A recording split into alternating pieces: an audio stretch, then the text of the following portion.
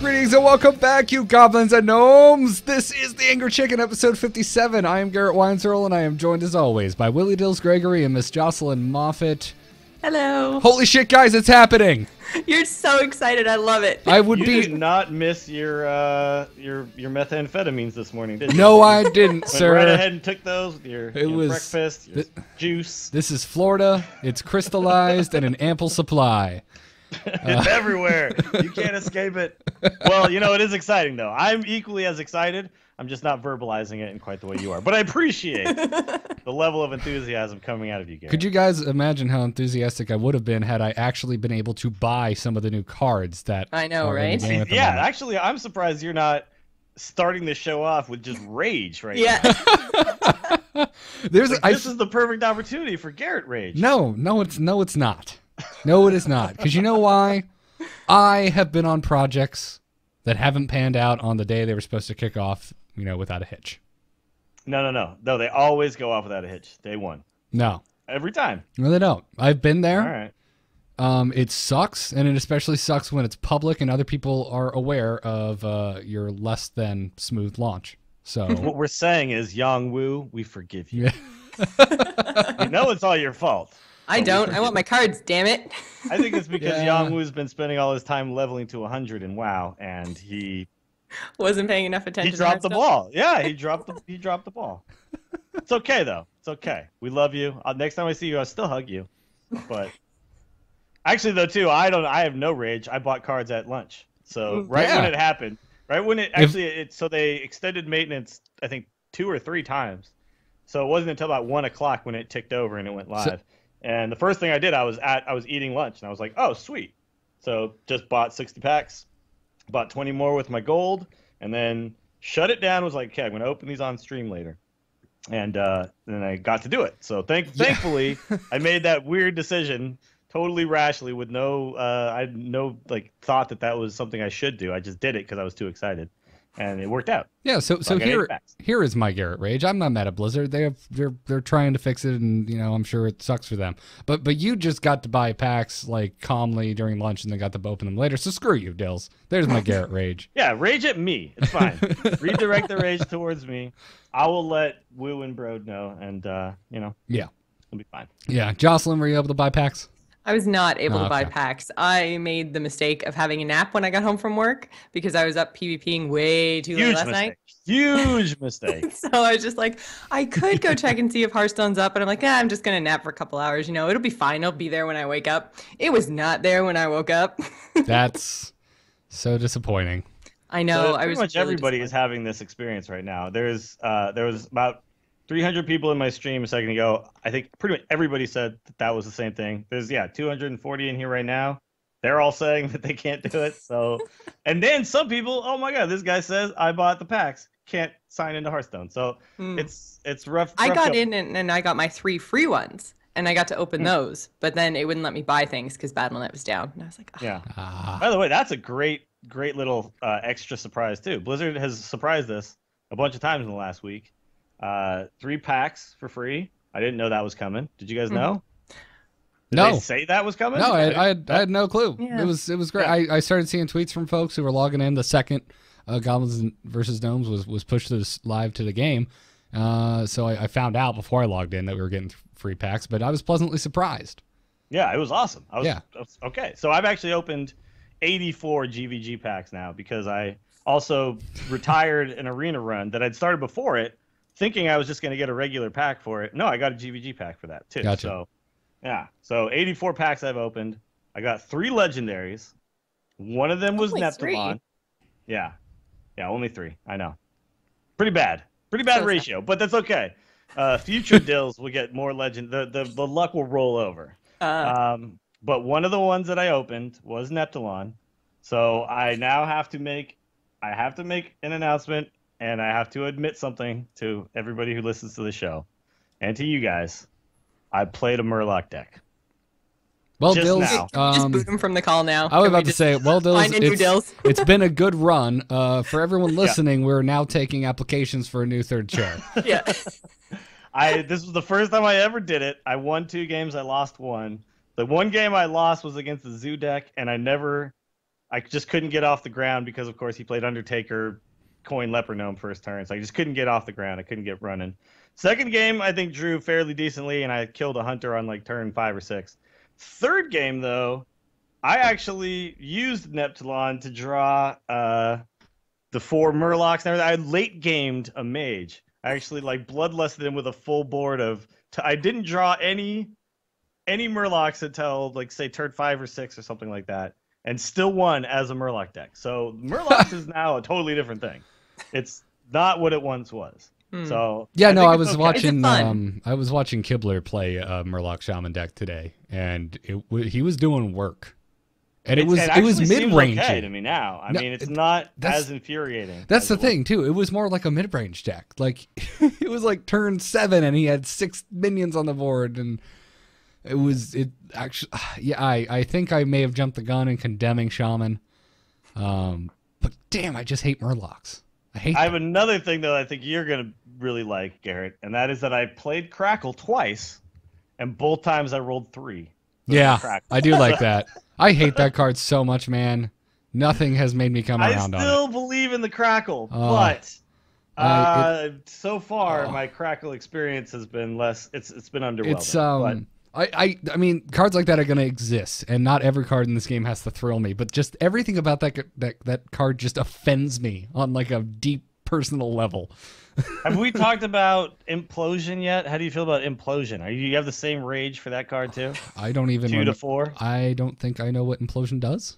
Implosion is the Warlock card. Does 2 to 4 damage to a minion, summons that many imps.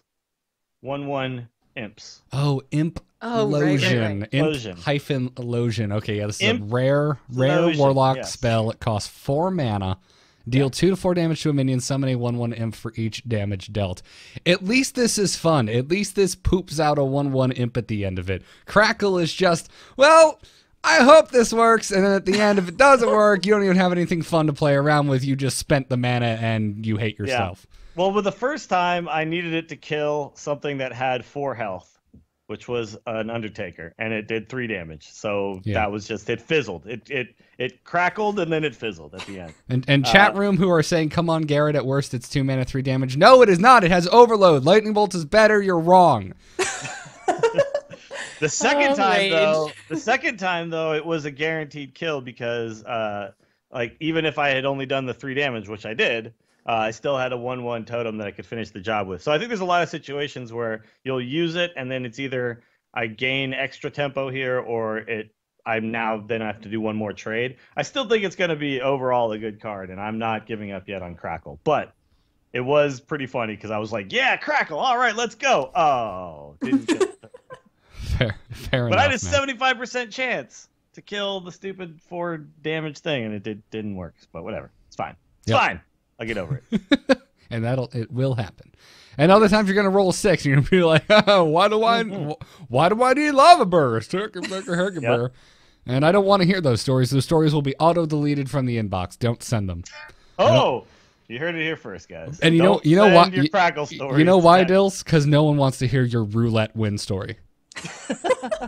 All right. Well, we've already dipped a little bit. Wait a minute. Hold on a second. How many Ragnaros hit the face, hit the dude, hit the whatever have we done on this show? That's true. But again, Garrett doesn't pick the crazy game stories. Again, so better. That is true. Yeah. Better card because it's attached to a body that's an 8/8. That silence can also do stuff on the board and can also be you can affect it, and it's Crackle's just a boring, poorly designed card. I hate it. You know what can never happen though when you play Crackle? No one can ever faceless then big game hunter it. So I'm still cool with it. You're right, but you know what? Cool with the Crackle. In a game where I'm spectating and I'm watching 2 guys play and someone facelesses and big game hunters, I get more excited than watching someone just pay 2 mana Crackle and hit 4 instead of 5. Yeah, exactly. I get way more excited about that. Fair enough. Anyways, let's talk some news. Good news, everyone!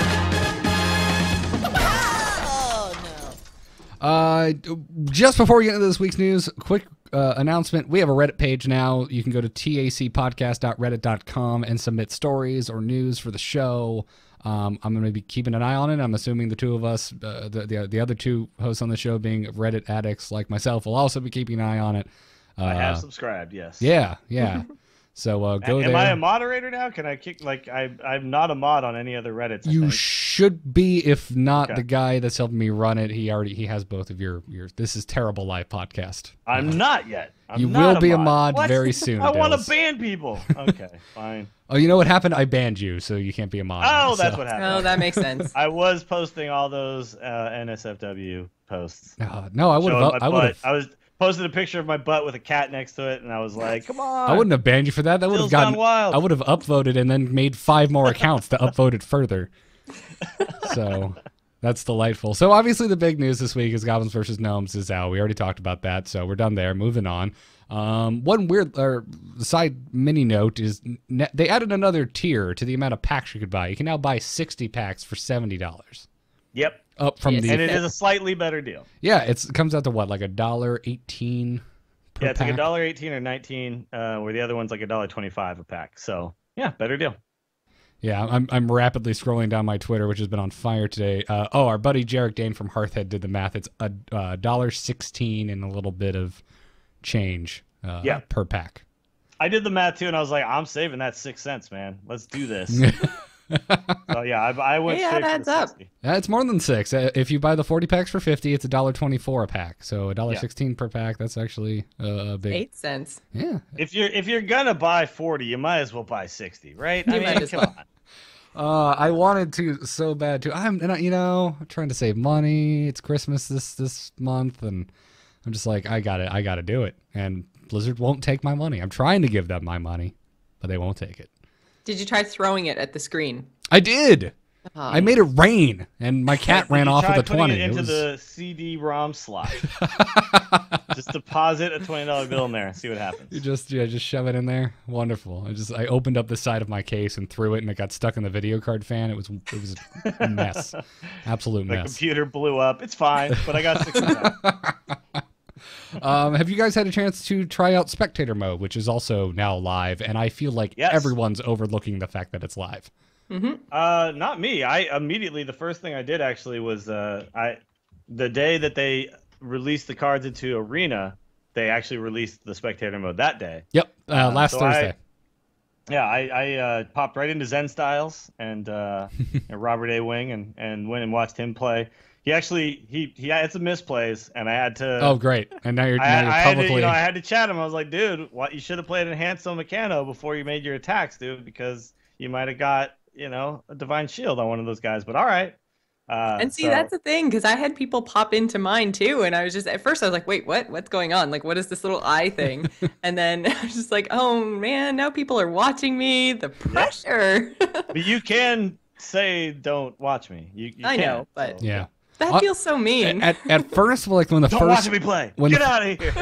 When the first person jumped into my game and was watching me, I started feeling really self-conscious. I'm like, oh God, whenever I make a misplay, they're going to judge me. And I'm like, wait, no, I like this because if I make a misplay, I'll get called out on it and I'm going to learn. It's a lot like streaming, but I don't have to set up the stream to get judged. I can just get judged casually by my friends. Yeah, that's true. If they couldn't turn it off, it would really suck. But the fact that you can turn it off, whatever, it's fine. And but I'm even really glad man, it's there. It helps us, It's so delightfully seamless. I love it. Like Joss, I got into your game last Thursday when it went live. Actually, I was streaming when I did it. Very I'm briefly. pretty sure you were my first creeper. Yeah. Oh, achievement unlocked. But it's great. It's so simple. I love that I can. Probably the thing I like the most, and it's completely stupid. I'm so happy I can play with the Hearthstone board while spectating. I can. And you can hover over all the things and. Yep. Yeah, you can look at cards. It's exactly what it should be for Spectator Mode for people who are casting tournaments, doing all that kind of stuff.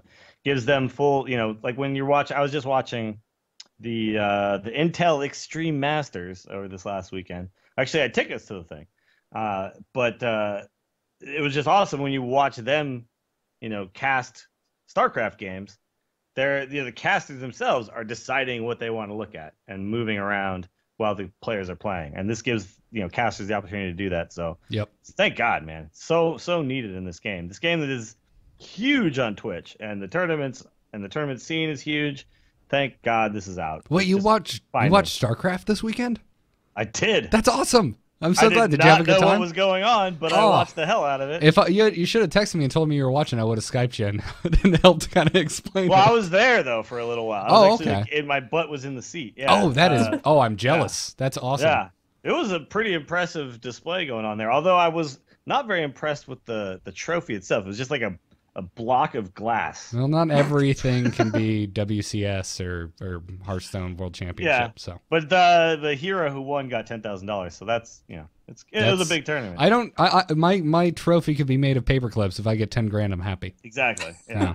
Could buy a better trophy. Well done tournament. Very well done tournament. Really good games at the end, and I had a blast watching it. But just watching caster like Day 9 and those guys like doing the casting, moving around the map on their own. They're like, oh, what's this little zealot down here doing? He's running around by himself. I want to go check this out. Now we can actually do that when a guy's playing handlock and he's got 10 cards in his hand. He can kind of hover over each one rather than trying to determine what he has by the sliver of the card that you see. So it's going to be really, really, the tournament scene is going to have a huge boost now in the quality of the cast that we're going to see, and it's awesome. Thank you, Blizzard. Cannot wait. Spectator Mode is wonderful. It's everything I hoped and dreamed for. So we also briefly mentioned the Goblins versus Gnomes going live early in Arena last Thursday. So let's talk about it very, officially. They had a pre-release event, which, speaking of thanking Blizzard, holy crap, I didn't see this coming. I don't think any of us did, because I don't think it came up on any previous episode, and no one was filling up our Twitter mentions with Jill Stradamus was right. Again, I said a week, it was correct. Yeah. What do you know? But yeah, I mean, how cool is this, guys? That they hey, go in the arena and you might get some Goblin versus Gnome cards in your draft, which I got quite a few. Yeah, I got a bunch too. I think what was the coolest thing about this was that you actually got Goblins versus Gnomes cards in like constructed too. If you had like Web Spinner, it pulled Goblins versus Gnomes Beasts, and it's just like, man, it's so cool. The whole Hunter Nax challenge, so much fun. Yeah, were you watching the Angry Chicken Twitter, Jocelyn? Because we got so many mentions like, oh my god, this game is bugged. This Hunter just played Gazlowe off of a Web Spinner. I'm like, no. It's link a link to Zariah's tweet. It's not a bug. Yeah. It's just awesome. It's bonus. Deal with it. Someone, I should have written down their name or their Twitter handle, but they were a priest playing against a hunter, killed the hunter's web spinner, did a thought steal, and thought stole the hunter's Gazlowe. Oh my god. So just awesome sauce all over. We're not doing crazy game stories today because we have so much to talk about, but we're already getting them in under 140 characters. It's delightful. Which are the best crazy game stories. Yeah. Yes, that would is preferable. If you're wondering how to get on the show, written well and short. Mm-hmm. So I played pretty much nothing but Arena over the weekend and the week. I must have played at least 15, 20 Arena runs. Damn. And it was amazing. The whole meta of Arena was completely shifted though, because essentially people were picking, even if it wasn't the better card, they were picking the GVG card. Mm-hmm. So Arena was just full of, you could kind of farm it. The first night I struggled a little bit. I also may or may not have been a little drunk by the end of the night, but you couldn't really. No, not at all. Yeah, never mind. That didn't come out. No, but the first night I struggled a little bit because you're still kind of wrapping your head around what the cards do, how the cards work together. But by the end, when I was playing over the weekend, I was getting 7 to 12 wins almost every single time, because so many people who don't normally play Arena and they were all picking GVG cards, whether they were the best card or not of the three. Oh yeah, everyone just wanted to play with those. You want to play with those cards, exactly. I was doing the same thing I uploaded my very first Arena draft, and I think I played 2 games, and I picked Paladin. You can go watch it over at youtube.com/StarcastShow right now. And I was just like, oh, I think this is the wrong pick, but I just want to use this card. Exactly. No, I did that so many times, and then finally, after the excitement had worn off just a touch, Then I started picking, okay, I'll take Yeti over, this friggin' stupid mech card that's mech. not good. Yeah, it's like, okay, it's not the better card here. I should definitely take a Yeti. Yep. By the way, though, Mech Yeti, way better than regular Yeti. Mech Yeti's Amaze'balls, man. Yeah. Sorry, regular Yeti, you're done. You're done. Yeah. I don't even care that I'm giving the other guy. I don't care. I'm giving him equipment too. I don't give a crap. First official letter grade from us, Mech Yeti A. Just stamp I love it. Mech Yeti. Yeah, so good. Yeah, man, I had a blast. Jocelyn, how were your pre-release arena runs? Really, really crap. It's because you didn't pick Priest. Jocelyn had the option to take Priest, everyone, and I even told her, Jocelyn, you should take Priest, and she didn't take Priest. It was Rogue, Warrior, or Priest for my free arena run, and I was like, really? Those are all good. What are you talking about? I took Warrior and Rogue are amazing. Warrior, I thought, was actually like really good because the mech card that they got is amazing. You buff another mech. It's like a warrior version. But then I didn't get any other mechs. I had a whole bunch of Goblins versus Gnomes cards, but I didn't actually have any mechs other than the warrior specific one, and I was just like, yeah. And then I was playing Goblins versus Gnomes things, thinking they were mechs. They weren't. I did really, really badly. I wasn't paying enough attention. So I think I did 3 or 4 on Thursday, and then I just went back to WoW. Gotcha. So my second one was Rogue, and I got the Cogmaster's Wrench, which it's a 3-mana weapon. It's a 1 attack, 3 durability, but it reads has +2 attack while you have a mech. So if you have a mech out, it's a 3/3 weapon. And I had this really, really good. Yeah, I had this really back and forth game, and I hope I'm giving a shout out to the correct person who was spectating. I think it was Hearthstone Power. So thank you. If it wasn't, I'm sorry. Dave. I had quite a few people in and out of my games this past week.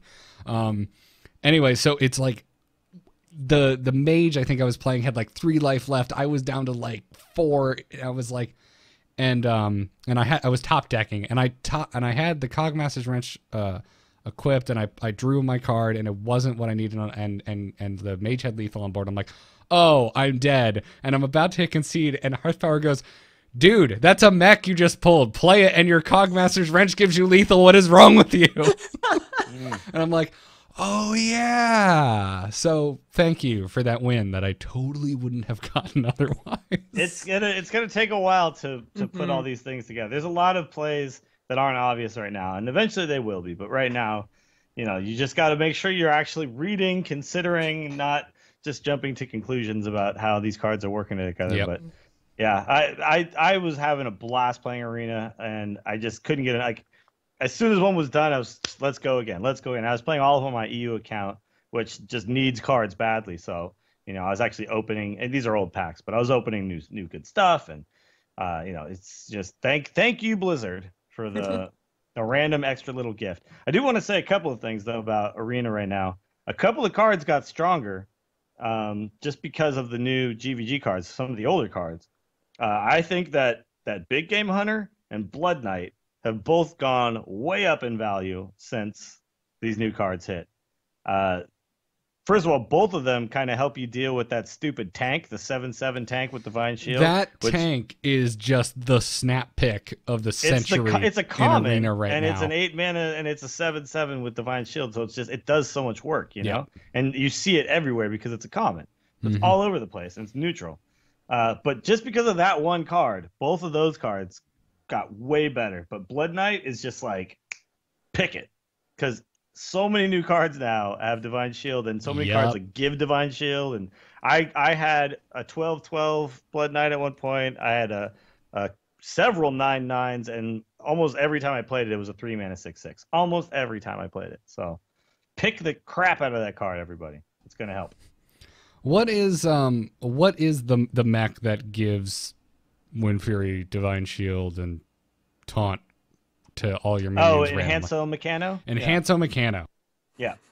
It's the 4 mana, and it gives to each one of your creatures a random either Divine Shield, Taunt, or Wind Fury. Yeah. And that card is also being picked all the time. That card is just, it's so awesome. I had it really fun. In my very first Arena deck, and the card is just, it's ridiculous. My first deck though, I went Pally and I tried to build the token deck, and this card when you have a bunch of just little dudes out it's silly. Yeah, it's so silly. Yeah. And Trump was playing the Pally with like the muster for battle and all that stuff. Yeah, I had that. And you could get some cool stuff going on with that card. I ended up having to take a raid leader, and I ended up getting sick value out of it because I had so many 1/1s out. When it works, raid it works. leader is not as bad anymore now either, because there are, especially in Arena now, there are so many situations with so many more cards. They didn't add as much removal as they added minions, right? So there's just more minions now than before. And I think the ratio of minion to removal is much higher than it was. So more games tended to come down to minion trading and not, oh, he just flame striked me, and that's why I lost. It's just, you're not going to get as many flame strikes. That kind of stuff is going to happen less and less. There's just less of that compared to minions. So now cards like Raid Leader are slightly better because it gives you a 1/1 to all of your creatures, and your creatures tend to be alive more often. So everything is different. And it's an exciting time in Hearthstone. Yeah. But let's get into this week's strategy talk, shall we? Hit it very hard. Wanna blow something up?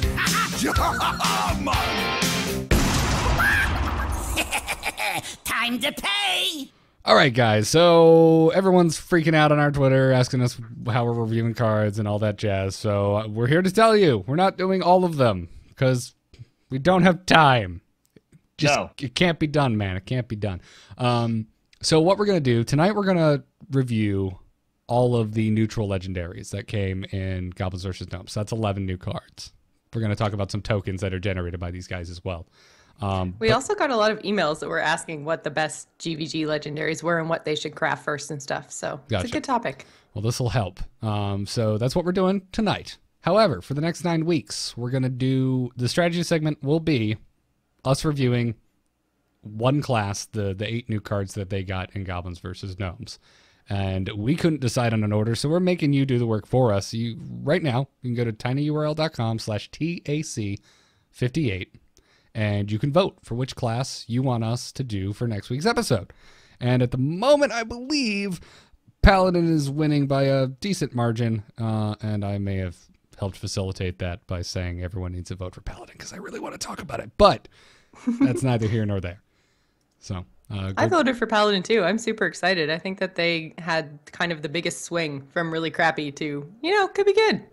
Yeah, no, it's I really want to talk about it, but we're going to talk about neutrals tonight, and we hope you guys enjoy this, because the other thing is the whole format of the show would just have to die for a couple episodes while we reviewed every single card, and we didn't want to do that either.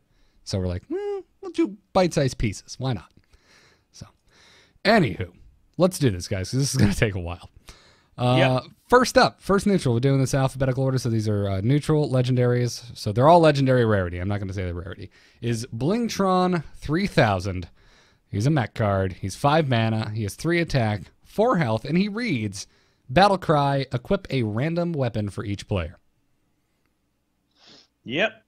It's a weird card, man. I really don't like this guy. No, I don't think it's a good card. I don't think it's a good card either, Dales. No. It's a card it's a fun card. It's a really, really fun card. But it's just the Wild West when you play this card. You don't know what's going to happen. I feel like in Arena you could get away with playing this card a little more than Constructed. Or in Constructed you could get away with it if you do something like run Harrison Jones. Because of the fact that it is 5 mana means I can, on turn 10, if I'm playing a control deck, Harrison Jones is already good. I could potentially play a Blingtron 3000, and if I do get that play Blingtron, the dude gets, something with multiple, because now there's a lot of weapons with 3 and stuff like that. I mean, a Doom Hammer wouldn't be good because drawing 8 cards is almost always going to draw you like too many. But you are going to have a lot of situations now where it'll be 3 cards that you draw. So, and then you get a random weapon. So there could be some cool plays with that, but I still don't see it being that. Yeah, no. Aside with the Harrison synergy, if you're not playing with Harrison, this card's insane to play. I don't know what you're doing because it's just as likely that your opponent will get the upside in weapon as it is that you will. It's one of you is going to get a better weapon. You might get the same weapon. That is also possible, but it's It's just a crapshoot, and also 3-4 for 5 that fails the vanilla test with fairly spectacularly. So yeah, Blingtron. I feel like, you know, if folks, if you didn't listen to us review the Naxxramas cards, we do letter grades A, B, C, D, F. We do pluses and minuses if we're kind of tilting on the cards, and so A being the highest, F being unplayable. And I feel like for Goblins versus Gnomes, because we, you know, when we did the Naxxramas cards, we gave them individual ratings for Constructed and Arena because some cards are significantly better in one than the other. I feel like since GVG came out, we need a new one that's just like style points. Because if I gave Blingtron 3,000 style points, I'd give it like an A, because I think this is just silly and awesome, and it makes me laugh. Yeah, it's the super whole fun. expansion is full of style points. Exactly. Yeah. When you play a random game against your friend, this card's going to be amazing because it's going to create all kinds of weird situations. But if you're actually trying to grind the ladder and win games, win tournaments, I don't see Blingtron making it into very many decks. So no. It could be a surprise card, though. You know, I mean, and some people are saying, oh, it gets rid of the other guy's Doomhammer or Gorehowl. Well, it might put a fresh Gorehowl on it. So it's just as likely. Again, yes, Yeah. yes, that might happen. But he might get more charges back on his Gorehowl. That was now a Yeah. 1/1, and now he just gets to hit you for lethal next turn. Yeah, exactly. But whatever. I only really see it being useful in that specific situation where you can play a control deck that's really slow and run Harrison and Blingtron together and play one into the other. That's the only way I see you actually being able to consistently play the card, and that's such a specific deck, and I only really see Control Warrior pulling that off right now. Yeah. But I don't know. There could be some crazy new deck that we don't know about yet. It's going to come in a few weeks, and it's going to make great use of this. Could happen. I don't know. And again, our ratings here are our opinions. We are not against changing them down the road. Should, I don't know, Firebat come up with some deck that blows our mind and becomes the new hotness on ladder. Well, that was we had a lot of talks about how to do kind of these card evaluations, and if we do them all now, which, you know, you get this great set review, but this is all conjecture at this point. This is all just what we think they're going to be like, and none of us have had a chance to really play with these cards yet. So it's really not going to be. I have a decent evaluation of a lot of the neutral commons now because I played so much Arena, but only in Arena. I still don't know how those are going to be constructed. So over time, these are going to change, and this is all first week haven't played these. So yeah, take it with a grain of salt, everybody. So Dills, you seem to be most favorable on Mr. Blingtron here. What'd you give Blingtron for constructed and Arena? Well, I gave it a C in constructed and a C minus in Arena, and the reason I gave it a C is I think that even though it's not good, like imagine, if you will, when you're playing constructed, that none of your deck should be a C, right? You get to pick and choose the cards you want to put in this deck. I mean, so you should your whole deck should be B's and A's, because you get to pick and choose the cards.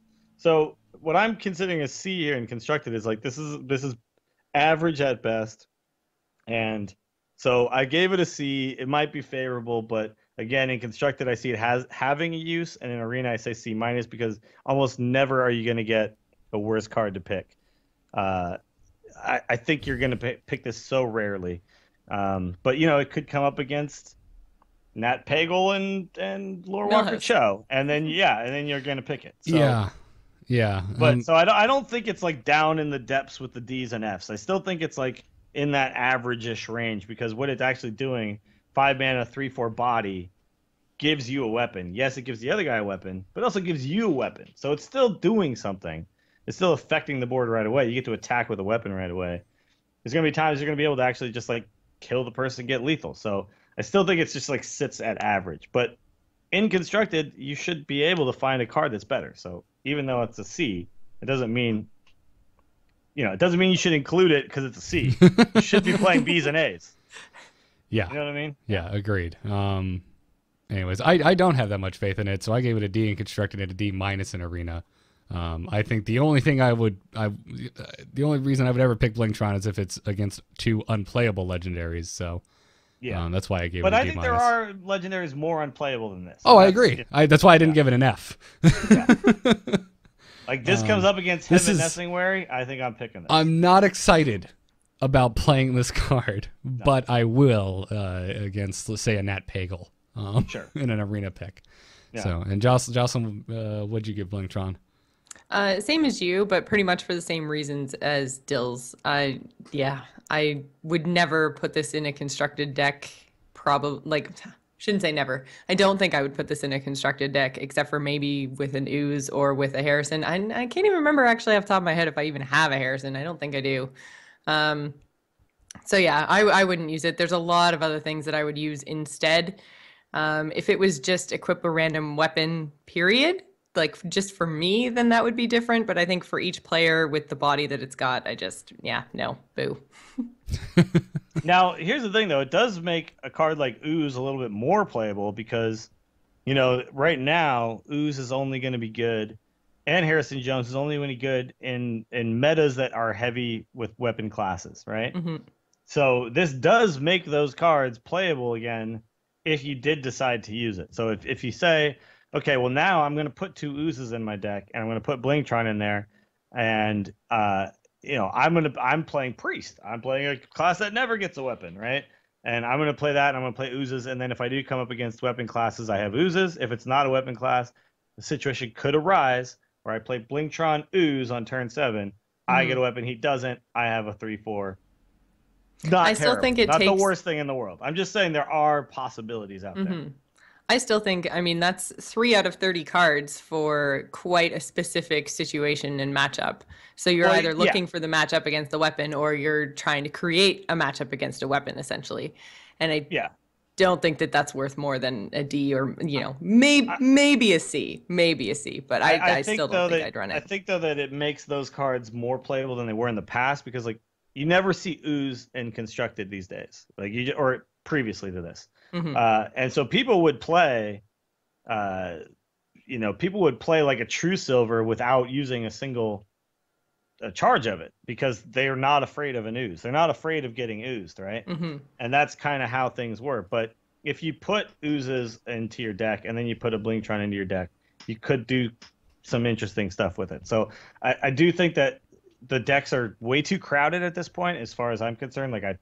I wouldn't want to waste slots on something like this, but who knows what's going to happen down the road. And there is that potential to do something like that with it, where the 3/2 for 2 that also potentially makes my 3/4 give me a weapon card usable. So just food for thought. That's all I'm saying. So you're saying there's a chance. Not every card is as terrible as it initially looks when you start thinking about its synergy. So I bet Ben Brode would probably come and he would say the same. He'd probably say, "Yeah, man, see? Yeah, man, the man who helped design the cards." Someone finally talked about the Oozes. Man, guy that designed the cards would defend the cards he designed? No way. We're making Ooze playable, guys. We're making Ooze playable. Next card up is Dr. Boom, 7 mana, 7/7, 7 stacks, 7 health, and he has a battle cry on him. It says, summon 2 1/1 boom bots. Warning, bots may explode. Which is misleading because the boom bot is a 1 attack, 1 health mech unit that straight up does. It's guaranteed to explode. It has a death rattle that deals 1 to 4 damage to a random enemy. Yeah, could go face, could go creature. You don't know. It's not a may explode. It will explode if it dies. And when I first saw this card, I thought, okay, so that means bots might explode. Because if you're an engineer in World of Warcraft, there's you keep wondering why that backfire on you sometimes. Exactly. You keep wondering why Blizzard hates you for picking that profession. Engineering is amazing. My main I love it, but I feel like I get to fly down. I'm playing Battlegrounds. I'm up on the high ground. I'm at Lumber Mill. It's like, you know what? I'm at Lumber Mill now. I'm about to be at Gold Mines in just a second. Yep. Because I'm gonna fly down with my Batarang wings or whatever the hell. But anyway, I thought that this meant that they might backfire, but they don't. They don't backfire. No, they will only damage an enemy. And I'm confused about Dr. Boom. I'm on the fence. I'm not sure exactly how I feel about him. Because 7 mana is a lot. Yes, he passes the vanilla test. He's 7/7 for 7, so not too bad. But I don't know. I feel like there's more exciting things to do on turn 7. So I'm really anxious to see how this guy works out in constructed with mech decks. Because I don't know, if you have something that buffs your mechs and 2 1/1s come out that also do guaranteed damage to only an enemy, I don't think it's a bad thing. But there's just something about him that is unexciting, which is funny because he literally brings bombs with him to the fight. He's pretty exciting. As a card, he's pretty exciting. But yeah, I think this guy could be good. But I think that you're going to have to build a deck around... it's going to have to be like the high end of your fairly aggressive deck. And this guy kind of gives you the potential for removal that you wouldn't normally have because you filled your deck full of just kind of like low-costed aggressive minions. And then, but also I could see this working in, say, like Control Warrior again. Like, Control Warrior has a lot of room at the high end for some kind of crazy cards that don't maybe seem to get a lot of value, but they could here. Actually, somebody in chat just posted this, and I kind of agree. This card on turn 8 makes Undertaker playable on turn 8 because you play Undertaker, and then you play this. And I don't know how it works yet because I haven't seen it. But if like, it seems like you might get 2 Death Rattle minions, but I don't know. You do, yeah.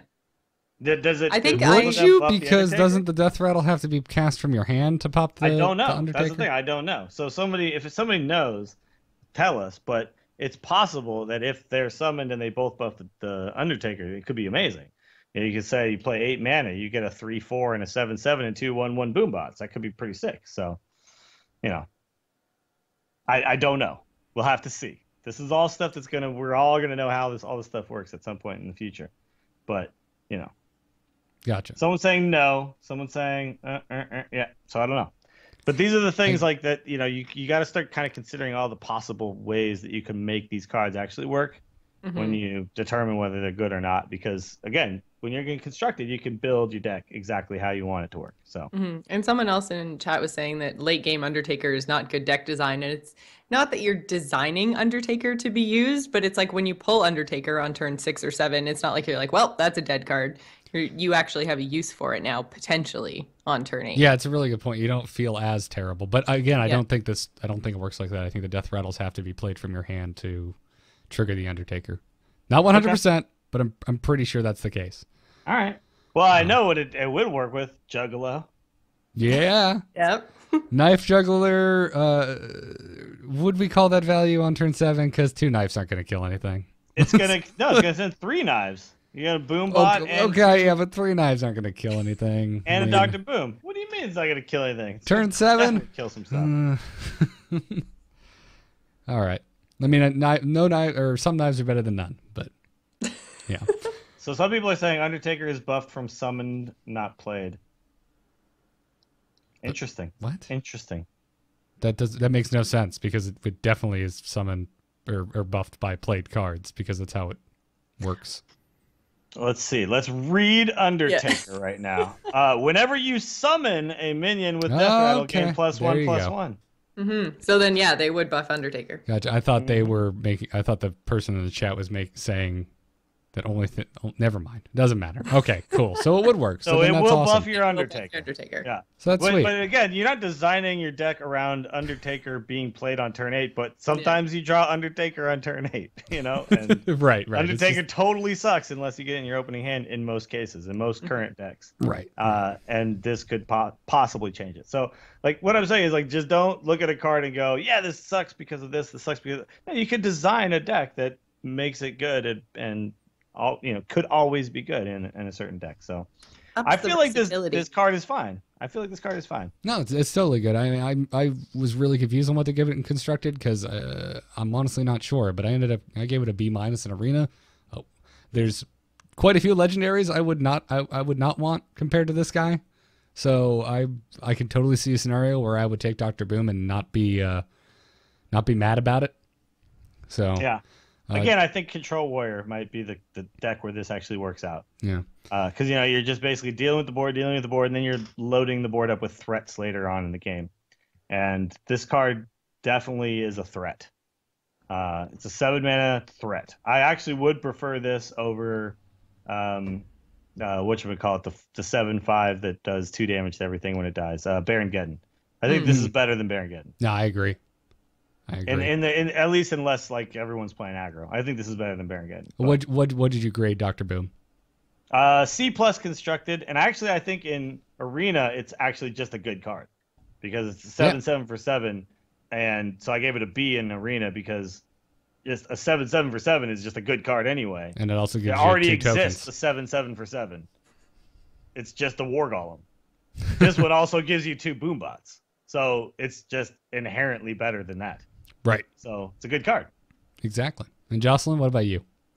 I gave it C's mostly just because there's a lot of legendaries I would take over this, but at the same time, I do think, and I probably should have gone C plus in Arena, just because I do think that it's nice to have that extra little bit of kind of control in your deck that you get from the Boombots, that little bit more of kind of AoE potential damage.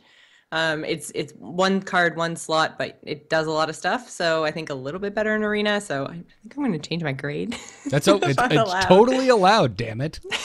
Totally allowed. You're not running for political. I'm changing it, guys, right now. You're gonna run for political office, and then an ad's gonna Jocelyn Moffat changed her vote or changed her grade on Dr. Boom. She's a flip flopper. Changed her vote. Paid for by the office of Garrett and Dills. But I do think that in Constructed, you're only going to see it in specific decks that have plenty of room at the top. And, that's not very many decks. So. Yeah. So let's look at the next guy.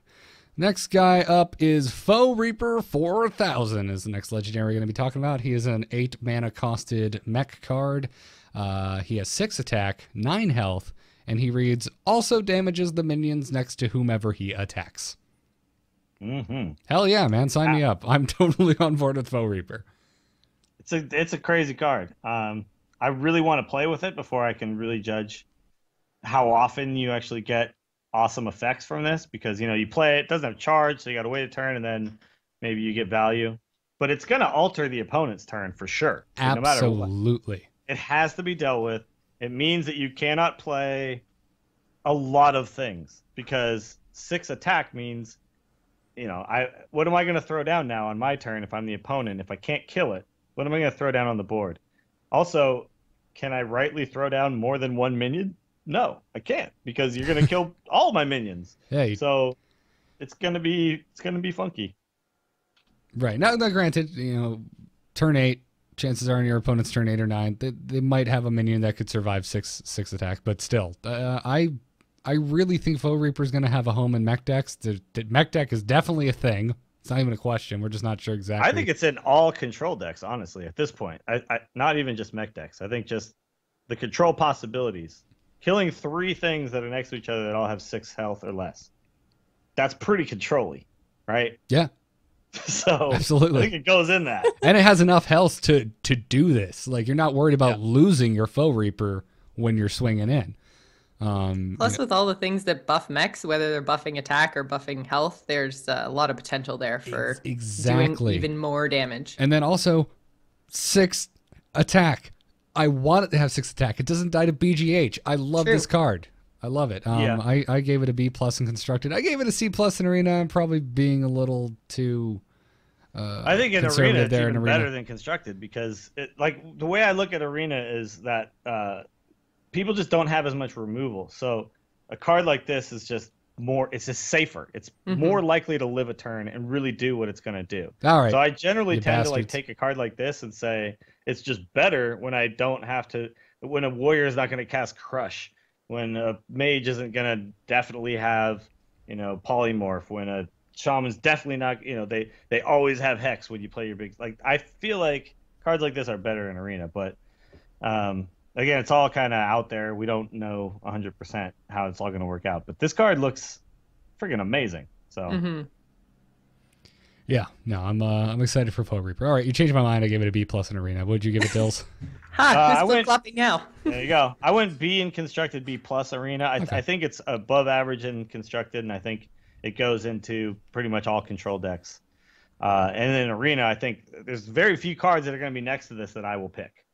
I'm just like, you could put Ysera next to this, and I go Ysera, because they're both as slow. But I think what this is going to do, with Ysera, I'm hoping to draw something like Ysera Awakens, which does 5 damage to everything, right? Well, this does 6 damage to 3 things potentially. So that's I already got Ysera Awakens when I played it. I feel like it's just, I don't know, it's just a good card, and it's gonna make a difference on the board, even though it doesn't get to charge right away. it's just gonna affect what the opponent gets to do. And a card like that changes the opponent's turn is just really good. Yep. Jocelyn, what about you? I went with the same for pretty much the exact same reasons. So B and B plus. Okay, B constructed, B plus in arena. All right, Yeah. so we all. But we picked like that before we talked about it. We did. Yep. Yep, I went a little low ball in arena. You guys changed my mind. I think I was smoking rocks or something, but like Dill said at the top of the show, it's all that meth from this Florida, morning. man. Yeah, exactly. It's gonna survive its first attack too. You know, it's just absolutely always gonna survive its first. Like, what 9 attack minions are out there these days that are really common to see? I mean, there might be a few now. Mekgineer Thermaplugg, I'm looking at you, but you know, there's not that many 9 attack minions out there. The Beast. Yeah, and I don't think you're gonna see Mr. Thermaplugg ever. So, but we'll get to that. Yeah, we'll get to that in a second. But let's move on. Let's talk about Mr. Gazlowe, which Dills, just to clarify, this is not the guy that you're farming jungle in Heroes of the Storm with. No. Although I love him in Heroes, man. I know you do. Great hero. He is not a mech, but he is legendary. He will cost you 6 mana to cast. He has 3 attack, 6 health, and he reads, whenever you cast a 1 mana spell at a random deck or random mech to your hand. It'd be great if you added a random deck. Sorry. Just add a random randomly deck. 30 more cards. 30 cards enters your deck. Yeah, that would be pretty sick. Yeah, I am. You guys are definitely happier about Gazlowe here than I am. I think Gazlowe's going to be great in any kind of mech deck because all of the spare parts that you get are 1 mana spells. So it's like constant card draw for 1 mana. So I don't know. I think it's not every really, really good. mech gives you spare parts though. No, not every mech. But there's a lot of mechs that do. And so I actually theory crafted like a Gazlowe deck. And I just picked a class. I was like, what would I do with it? And I chose Druid. Because Druid has Claw, Naturalize, and the terrible card Savagery, but also costs only 1. So you can put Bites, and the Claws already cost 1, so Savagery suddenly becomes not so bad. It's 2 damage for 1 mana, at that point. So you could Claw, give your hero 2 attack, kill 1, Savagery another, you've done some work, right? So anyway, that's just like the reason why I just was like, all right, we'll try this with Druid. And I think the deck that I built, like almost everything gives you spare parts. Like almost, Mech Cat as well, which is in Druid. Every time it takes damage, it adds a spare part to your hand. You've got, let's see, Clockwork Gnome.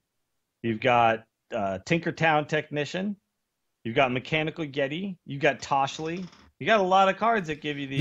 If I'm not mistaken, on Hearthhead there are only 5 cards that give you spare parts, and one of them is Druid's. One of them is Druid specific, and that's one of them is Druid specific, exactly. So I think that's Right. another reason why Druid I think is the one who's going to make the most use out of this. But I feel like that could be fairly decent.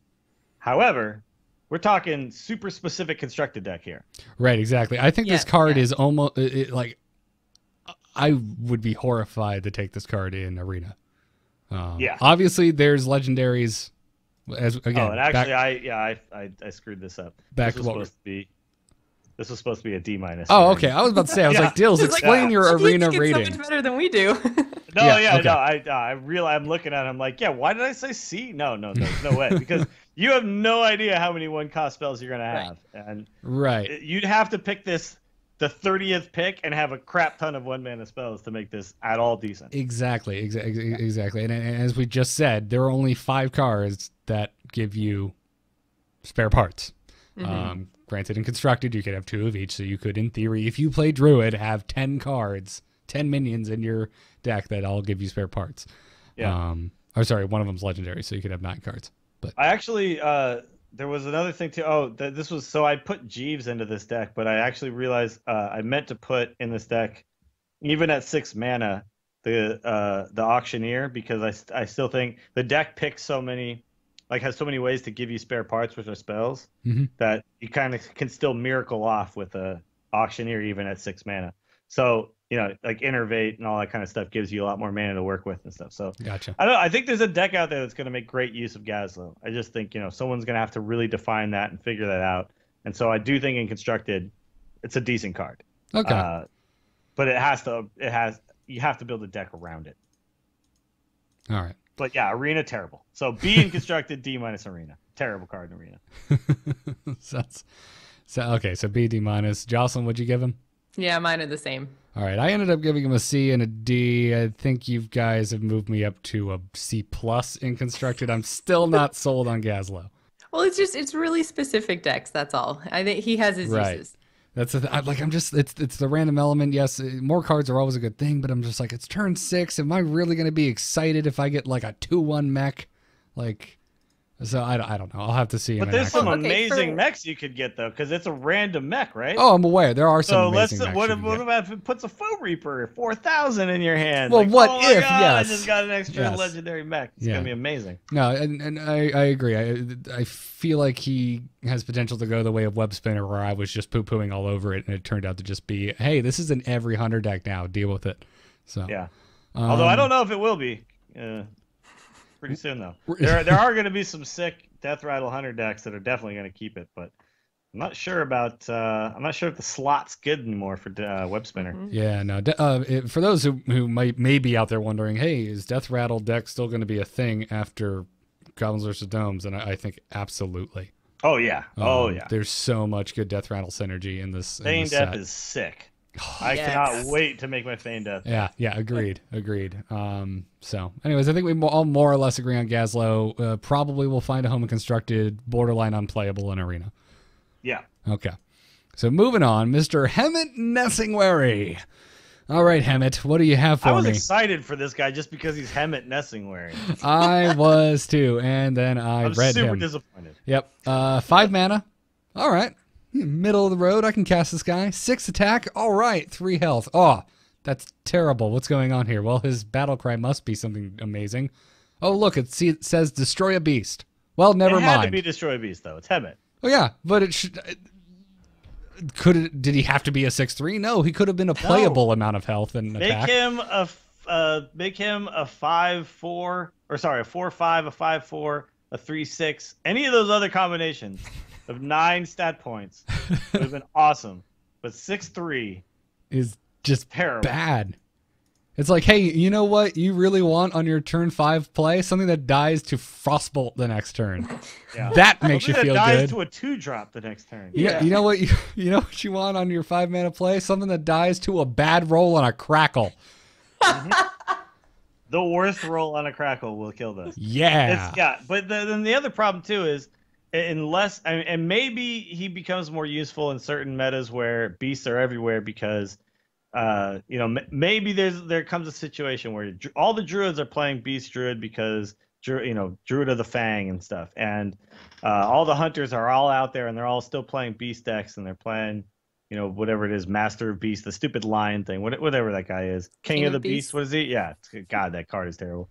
Not that the card itself is terrible. The artwork is awful in that card. And then maybe you could see something like this because it's like kind of Black Knight-ish, right? Mm-hmm. But taunt and stuff like that is way more prevalent across the board than a beast. So there's gonna be plenty of decks that just have 0 beasts in them, and you're gonna say, why the hell did I put Hemet Nesingwary in this deck? Yeah. Now I gave Hemet a scene constructed just because I think there may come a time where beast hunters are so incredibly prevalent that you will need to shift your strategy to counter them. That aside, I think this guy is like almost F territory across the board. Yeah, no, it's literally a counterplay. But if we start to get to the point where we do have these side deck tournaments and stuff, where it's a single deck, he's very much a sideboard card. Very much a sideboard card. And at least he says destroy a beast, not destroy a random beast, so you can direct it, right? Yes. Yeah. If there are multiple beasts, I hope. Considering all the cards that have random on them in this expansion, I think this card could have been even worse. Yeah. So. No, agreed. Here's the thing, though. You want to be able to play it if you have a beast on your side of the board, because it's battle cry destroy a beast means I have to destroy a beast if there is one. Yeah, true. Yep. So that takes away possibilities in decks. You can't play Direwolf Alpha anymore. You just can't. Yep. Your deck must have 0 beasts in it. So, Dills, what are you giving Mr. Hemet Nesingwary? D in constructed, D plus in arena. The only reason I said D plus is because in Arena, people are kind of more willing, I think, to choose the best card, and I think you will more often see Beast just in any deck. Okay. Like, follow me here. in Constructed, a deck will either have Beast or will not have Beast. And right? in Arena, there's a good chance. In Arena, something like they had to take that River Crocolisk, man. They just had to. Stampeding Kodo is a card you'll just probably pick, So you will more often see a Beast among their 30 cards than Okay. So, but then is it worth 5 mana to destroy that Kodo or that Crocolisk? Stampeding Kodo is a pain in the butt to kill in Arena. Yeah, it's a 5. Actually, it's a 5. If I could just kill it with a 5 mana card of my own, and also his turn 5, he plays it. My turn 5, I kill it, and I play a 6/3. I've taken the board. So it kills a Kodo. I have a 6/3. Yes, the 6/3 is easy to kill, but at least I killed the Kodo. Jocelyn, the only reason I don't give Hemet an F in Arena is because he's technically a minion. He exists. He can actually do something. He's not a Wisp is technically a minion that can attack, but it does nothing. He's not a Nat Pagel, which pretty much does nothing. Hemet Nesingwary, you'll get to kill that Kodo, which is a pain in the butt, and you get a 6/3 out of it as well for 5 mana. But you can also kill, even if you just killed like an owl, an Iron Beak owl, it still did something, So I feel like you're more likely to see stuff like an owl, a Kodo, a Snapjaw. You're more likely to see that stuff in Arena than you are in Constructed. Yeah. In Constructed, you'll go up against some rogue deck that has 0 beasts in it, and you're like, well, now this is just a waste of a card slot. Yep. Whereas in Arena, it's possible it could do something. Well, let's stop. I guess trying to defend a card we all kind of agree is terrible. Jocelyn, would you give Hemet Nesingwary?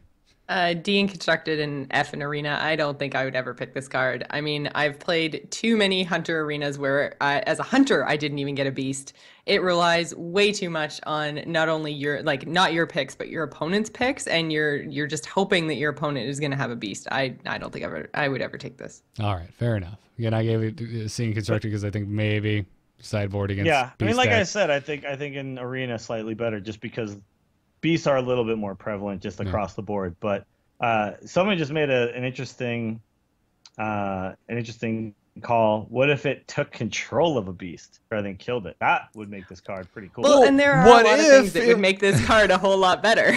We're gonna go down that road. What the card is. It's like, what if it had playable stats? Period. That'd be delightful, but it doesn't. So, anyways, I also gave it a D. But if it did, it would be pretty good. It would be an awesome. If it wasn't this card, it'd be good. Let's talk about Mekgineer Thermaplugg, and interesting card. 9 mana mech minion. He has 9 attack, 7 health, and whenever an enemy minion dies, summon a leper gnome. Yep. This is I don't think this is playable and Constructed. I mean I don't know. I think it might have a home in Mech, and I'm leaving room for error. But yeah. I don't understand, though, why you guys both think it's worse in Arena. I'm very confused by that, because I think in Arena, this card is insanely better. I'm looking at my grades right now, and I'm going, what? Yeah, this might have been... I think maybe it was just the summon a leper gnome part that I was like, I love leper gnomes. You guys both graded this lower in Arena. I feel like there's many turns in Arena where like a card like Cult Master is better in Arena because there's a lot more turns where both of us have 3 to 4 minions on the board. And I play something like this, and then I do a bunch of trades, and now I have 4 leper gnomes. And that's going to happen in Arena more often than Constructed. So in Arena, I feel like this card is pretty good. In Constructed, this card is pretty bad. Like in Constructed, it's like, how often am I going to be able to actually play this with this multiple stuff on the board? Because there's so much just clearing of the other guy's board back and forth in Constructed. And in Arena, that just doesn't happen that way, because you don't have the option to put all the removal you want into your deck. So in Arena, it's like just way better. This is a good card. In Constructed, no. There's way more 9-mana cards I would put into a deck before I put this one in. I think you're right. I'm not sure what was going on here.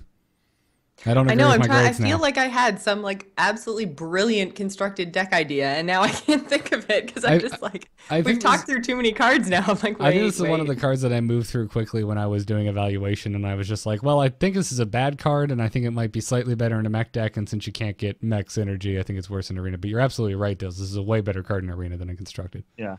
You just have so many, like arena, you always have to remember that so many situations arise where I have 4 minions, he has minions, it's my turn now. I start making some trades. I play this first, start making some trades, suddenly I have a bunch of leper gnomes, and that's just going to do a bunch of extra damage to his face, not only, but also it's giving me a 9/7 as well. So, good card in arena, but yeah, in constructed, I'd much rather have a Ysera. If I'm making a deck that has a 9-mana card in it, it's almost always going to be Ysera instead of Mekgineer. No, absolutely. Let me ask you a question. Would you rather have Mekgineer or Cenarius or Jiraxis or Mal'Ganis, who we're going to review later? Mal'Ganis, yeah. Or Seriously. hell, I would take Nor's Dormu because screw my opponent's time clock. I think it is better than Onyxia, though. I think it is better than Onyxia because I feel like Onyxia, there's too many situations where you play Onyxia and then they, just play their 1 AoE, which is it's a bunch of 1/1s that just all die. It depends on the scenario. If these 1/1s die, they all do damage to They his do face. damage. Well, that's the thing is these 1/1s aren't guaranteed. So if you have nothing on the board, Thermaplugg sucks. If you have nothing on the board, Onyxia is kind of awesome. Yeah, So. but it's a 9/7 to an 8/8, very similar. Not really much difference there. It's like you don't to take one off of the body and give one to the attack doesn't really do much as far as make it worse or better. But what it does do is it opens up possibilities for damage to the other guy's face that the 1/1s that you get from Onyxia just don't do. So, but again, there's much more 9-drop, much better 9-drops, I should say, that I would rather play than this if I'm picking one on my own. Agreed. If I'm playing arena and I get this and it's up against a lot of these other cards, Nesingwary, Gazlowe. Yeah. I'm definitely taking this guy for sure. I'm like, all right, let's make some leper gnomes, man. Let's make some leper gnomes. Jocelyn, are you sticking by your original grades, or You know what? I'm going to stick with my original being constructed and see an arena because I'm going to figure out what the hell I was thinking a couple hours ago. And when I do, fair enough. I've completely turned on this one. I'm just going to agree with Dills. Dills, your grades are my grades. You're absolutely right. I can't wait to hear, Jocelyn, what you come up with. I will come up with something. Next week, wait. we'll check in on what are we going to call it? We're going to call Thermagate. So here's what you do: you play Mekgineer Thermaplugg. No, let's you not wait go there. a turn. You flame strike. It's still alive. I don't know. Yeah. All right. I'll think of something. We have more cards to talk about. Damn it. Mimiron's Head is up next. It's a 5-mana mech as well. Has 4 attack, 5 health, coming in just under passing the vanilla test. But he also reads, at the start of your turn, if you have at least 3 mechs, destroy them all and form VO7TR0N, or as I like to say, Voltron in lead speak. So to talk about this card, we have to talk about what Voltron is. And what Voltron is an 8-mana mech, if you were to get it randomly and could cast it from your hand. And it has Charge and Mega Wind Fury. This was famous at BlizzCon because we were all like, oh my god, Mega Wind Fury! And he actually has a 4 attack, and he can attack 4 times. So what are his stats, by the way? Did you I forgot. I see you posted 8-mana mech, but you didn't post the stats. I forgot to write down his health and 4/8. It's a 4/8. Yes, 4/8 with Mega Wind Fury. Mega Wind Fury. Yeah.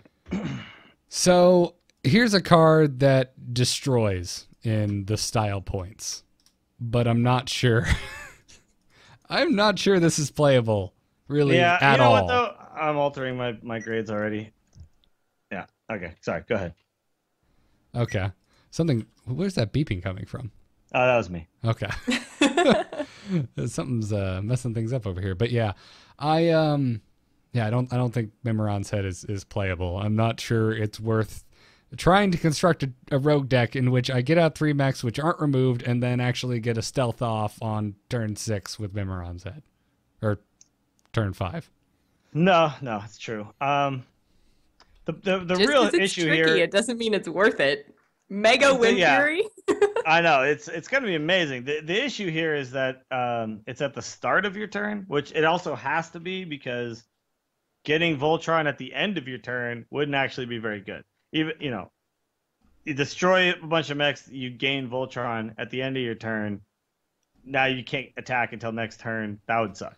So it has to be at the start of your turn, right? Like that's the only way this would really work and be good. However, that means at the start of your turn, the other guy had to have left 3 mechs alive and Mimiron's head alive.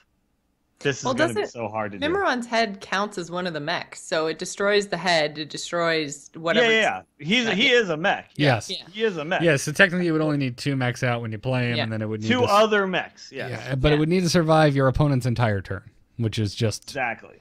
No, I don't believe in that. This is not... Again, this is one of the things, like, I love this card. It's so fun, but I don't think it'll ever, like, so rarely will the planets align and this will actually work out for you.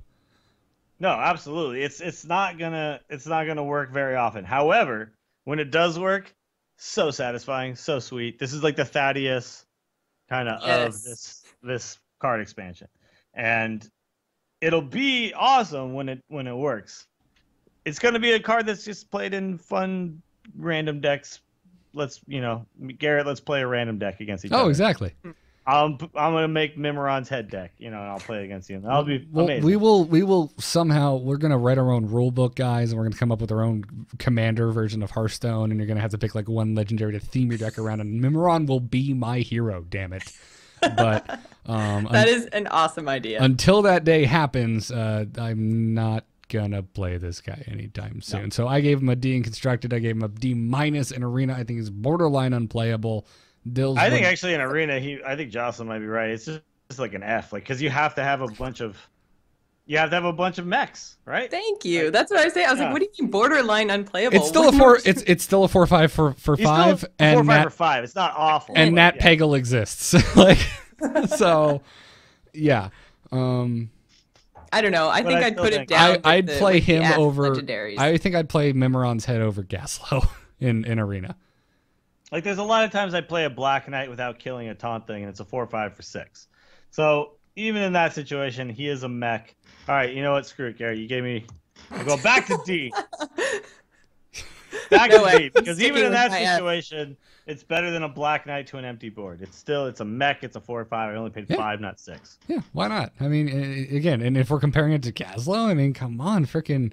But there can still be more than one F legendary card. Like, there's tons of unplayable cards in Arena. But Mimiron's not unplayable. He's still a 4/5 still playable for 5. He's a 4/5 he's just 5. barely. And on top of that, he's a 4/5 for 5. Yeah. With potential mech synergy. If you ignore his text, which should just read probably never happen. He's still he's a 4/5 4/5 with the mech moniker, so he works with mech, which there's plenty of now. He's not an F. He's D-. Actually, I think he's a D, and I think Gazlowe's D-.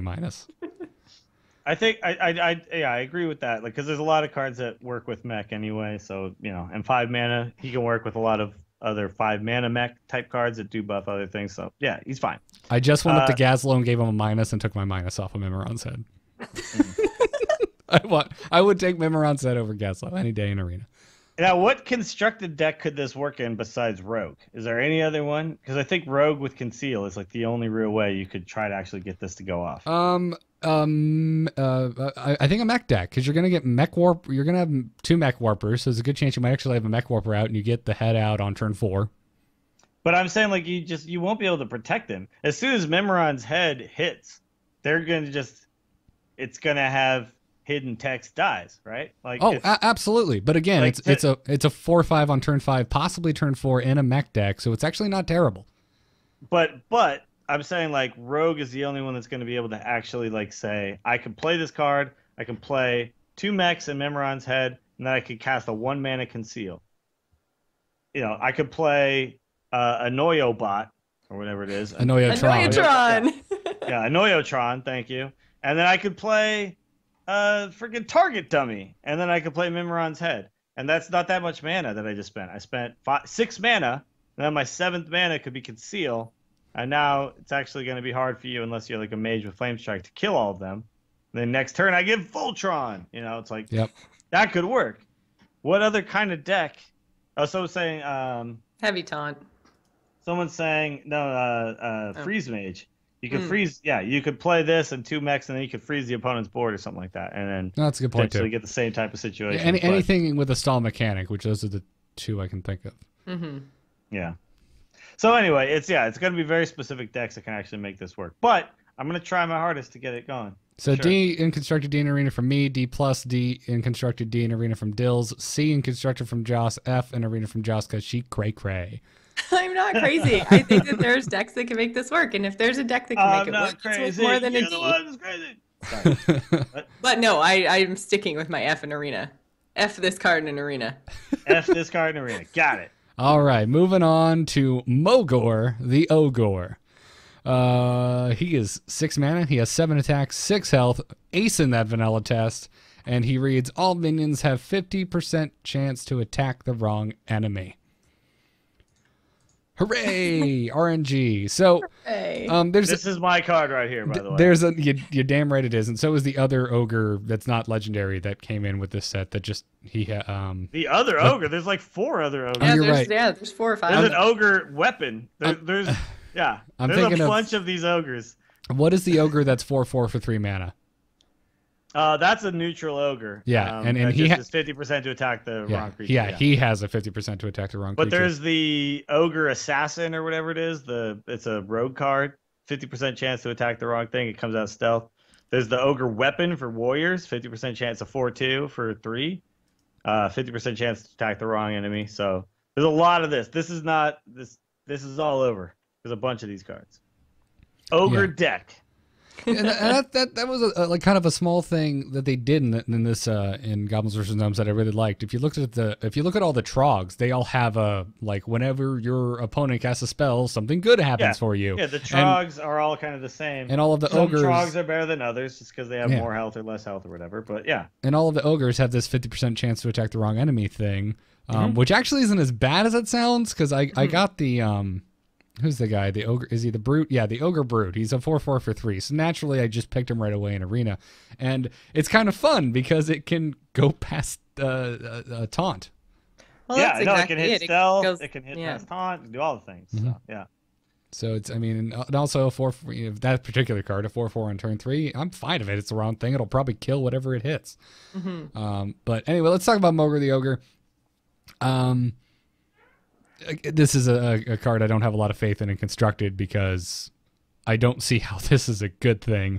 Okay, so then I'm going to jump in because I gave it a higher mark in Constructed. You did, actually. I want to hear your explanation for sure. I think it's better in Constructed because if you're playing on the ladder and the meta is very concealy, very stealthy, or very taunt-like, then you want to kill the things that they're trying to hide or that they're trying to put a wall up between you and that thing. And this gives you a really good way to do that. You know, it's random, but at the same time, if you're having a really hard time, I've come up against a lot of druids or shamans, can't remember. Anyways, that are playing really, really heavy taunt decks. It's like every single turn they're playing a taunt. If I can't get through that taunt and I just want to kill that card that they're hiding behind that wall, then I throw some ogres in and all of a sudden I'm getting past that without having to kill 2, 3, or 4 taunt minions to get a shot at it. So I think in a specific meta, this can be really useful. The keyword you're omitting is you might. You never said might during any of that. For this specific card, this legendary card, it gives all your minions the same 50% not even chance. Yours. Their minions as well. Yeah. So it's working for or against you as well. True. Again, this is another thing where I think it's really fun and totally getting style points, but it's not something that I think is... It's going to throw the game for a loop. There's not a game plan here. You can't control it. No, you can't control it. You still do attack a specific enemy, but then you have a 50% chance to not hit that guy and hit somebody else. Right. So you do still have a strategy. You're still saying, okay, my number one choice is attack this thing. But if you can make it around the wall or the stealth, then that's good. It's a bonus. think the way this works, and There's no other I way to actually do it. think it's slightly better in constructed than arena. This particular one anyway. That's because all in I'm constructed, what you could do is you could do things like build a deck where all of your minions are very beefy. Like so they're all very like hard to kill. They all have a lot of health. And then when you play something like this, you having the chance to hit something wrong isn't as bad. It's not as much of a detriment as it is to the other guy, where maybe they have some very flimsy minions. They're playing a bunch of aggro stuff, and you can turn it off from, okay, now he wants to attack face only. Well, now all of a sudden his minions aren't always attacking face, and they're actually running into my big beefy minions. Mm-hmm. You can kind of flip things around here, and I think there are definitely decks that can kind of capitalize on this. Not only that, but let's say he's playing Zoo or something. He's putting up a little 1/3 Voidwalker taunt dude, and you're like, well, I got my 8/8 guy that's just gonna now have a 50% chance to swing right past this and hit you right in the face. There's gonna be some ways to kind of take advantage of this that are gonna be like, it's gonna be better for you than the other guy, even if it's by a small margin. So I think that in constructed it's slightly better. Mm-hmm. Than arena. I think it's better. I think it's better in constructed, absolutely. And actually, someone in the chat, I'm sorry I went by too quick, I missed the name, said that it's pretty much like Lotheb, but for attacks instead of spells. It kind of either stops or changes how your opponent is going to attack after you play this guy. I mean, I can see that comparison, but I also think not quite like Lotheb, because you know what you're getting out of Lotheb. Lotheb's a guaranteed effect that has a very specific outcome, whereas this is just chaos, and you can't control it, and that's why I don't like it. Yeah. I don't know. Build a deck around it being better for me than you that this happens, and I think you got something. The deck in my mind where that is the case is a Druid deck, and they all have taunt anyway, so they can't get past them. So I don't want this card. I have a bunch of massive trees with taunt. Why in God's name would I play Mogor the Ogre? Because you could play the 6/7 Ogre for 6. You could play some really big beefy minions. And maybe Druid is the one who does it, but you could forego the taunt minions here, and you could just play the non-taunt minions that are just really, really beefy. And I think there's room for this out there somewhere. I still don't think that I know what that deck is or what it looks like, and if I'm going to play it. So no, but I still think giving it a could low exist. grade. I think it could exist, so that's why it gets a B- for me in constructed. Worse in arena, but constructed, I think that there's an argument to be made here. I like this guy more in arena. Okay, so why do you like it? If he was a 6/7, I would be like arena. He's chill, but why the other ogre? Because this one dies to Big Game Hunter. But Big Game Hunter is significantly rarer in arena than in constructed. They're definitely going to have their BGH in constructed. They're not necessarily going to have it in arena. It's epic I wouldn't card. say that at all. I would say BGH is actually fairly, especially with the new cards. I think it's going to be really common in arena. It's statistically that's not correct statistically. It's an epic rarity. Yeah, but you can only have 2 of them in a constructed deck anyway. Most people don't ever put 2 of them anyway, and a lot of decks don't have room for it. Period. Right. So you don't see it that often. I see Big Game Hunter all the time in arena. I play a lot of arena. Well, and I'm not saying you don't see it. Yes, when you don't pick it. What I'm saying is you don't see that many epics in your draft. Period. There's plenty of times where you just don't even have access to a Big Game Hunter. So I am more apt to pick a 7 attack or above minion in arena than I am in constructed. Sure. Okay.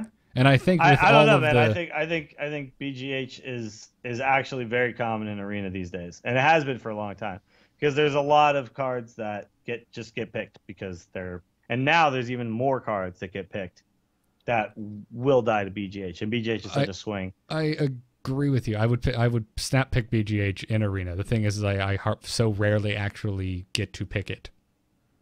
Well, you kind of are guaranteed at least 2 epic picks. Right, and in an arena draft. So that's you often see more than that.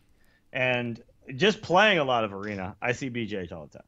So maybe it's just this is all just based on experience, no stats to back it up.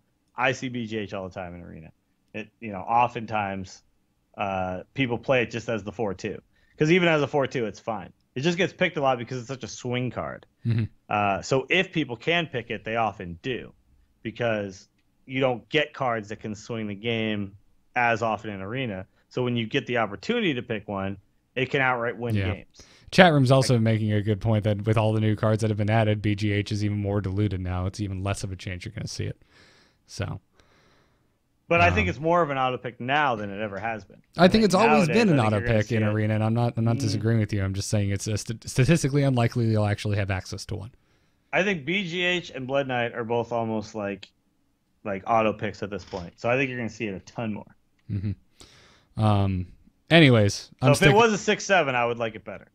I'm not saying that means it's like it sucks. I'm saying if it was a 6/7, I'd like it better. I'm giving it a B in Arena. I would not be unhappy to play Mogor the Ogre. There's definitely legendaries I would pick over it, but kind of to borrow a page for the reason you taught me to always pick Ventureco Merc. It's like, I'm not super stoked that I can't guarantee where my attacks are going, but if that's the case, it also means I have a 7/6 that's just wreaking havoc on the board. And I'm okay with that. Well, here's the thing. I'm not saying don't pick it in Arena. I'm saying if it was a 6/7, I would like it better. I'm not saying don't pick it. I still think it's fine. I just think that slightly knocks it down from if it was a 6/7, I would love this card. Gotcha. I think this card was amazing. Yeah. Okay. All right. But I ended up, I gave it C- in Constructed, B in Arena. Dills, what did you give Mogor the Ogre? C+ constructed, C in Arena. I think it's slightly better in constructed if you can build the deck around it. It'll be a little bit better. But Arena, you don't have that option. So, but I still think it's totally average at worst, average at best. All right. Awesome. On to the next guy. Sneed's Old Shredder. 8 mana mech card, has 5 attacks, 7 health, and has a death rattle that reads summon a random legendary minion. This is one of 3 piloted shredders, all of which, there's a 4 mana one that drops a common. There's a 6 mana one that drops a rare, I believe. No. It just doesn't matter if it's common or whatever. It's 2 mana, 4 mana, or legendary. You're right. Sorry. Okay. So, I like the design of these guys at the core because it's a lot like a Harvest Column. It's a body stored in a bigger body, generally. Obviously, with Sneed's Old Shredder, since it's just random legendary and it's not a mana cost, there's such a wide spread of the outcomes on specifically Sneed's Old Shredder. Yeah. But the 4 mana one is probably my favorite of the 3. But I actually got this guy in my first Arena draft on Thursday. Oh, did you? Yeah. How'd that go for you? He was fun as hell. I really like Sneed's Old Shredder in Arena. Okay. So why is it better in Arena than constructed? Oh, because he's. No, wait. I said the same thing, so never mind. Oh, okay. I got my grades backwards. Gotcha. Well, I like him because he's just he's a big Harvest Golem. Apparently, chat room is saying that Trump actually did the math, and it's worth it overall because I guess probably there's more good outcomes than bad outcomes when you're summoning a random legendary. Yeah, the outcome, if you average it, is actually more than what 8 mana should cost you. So you could consider this like a value card. Just in general, you're going to get more than 8 mana's worth of stats out of this card. Okay. Just if you just look at the average of what you could get.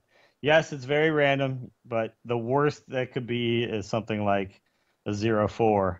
The best you could get is, an 8/8 Ragnaros. Like you could get some amazing, you could get a Ysera, you could get all kinds of crazy stuff. So there's a lot of upside, and the downside is actually not that bad. I think this card is amazing. I'm putting it in any control deck I play, pretty much. Okay.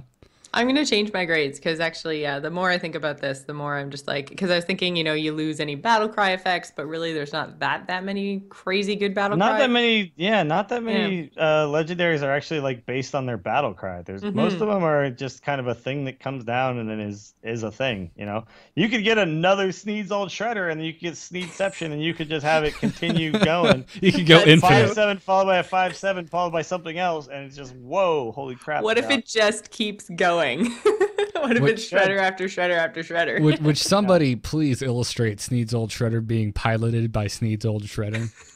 Please draw You're the that. art guy. Get on it. No. It's a thing. I think this card is amazing. I didn't pull it from my packs. I was really disappointed. I wanted to. I did get a chance to pick it in arena, and it did work in that arena.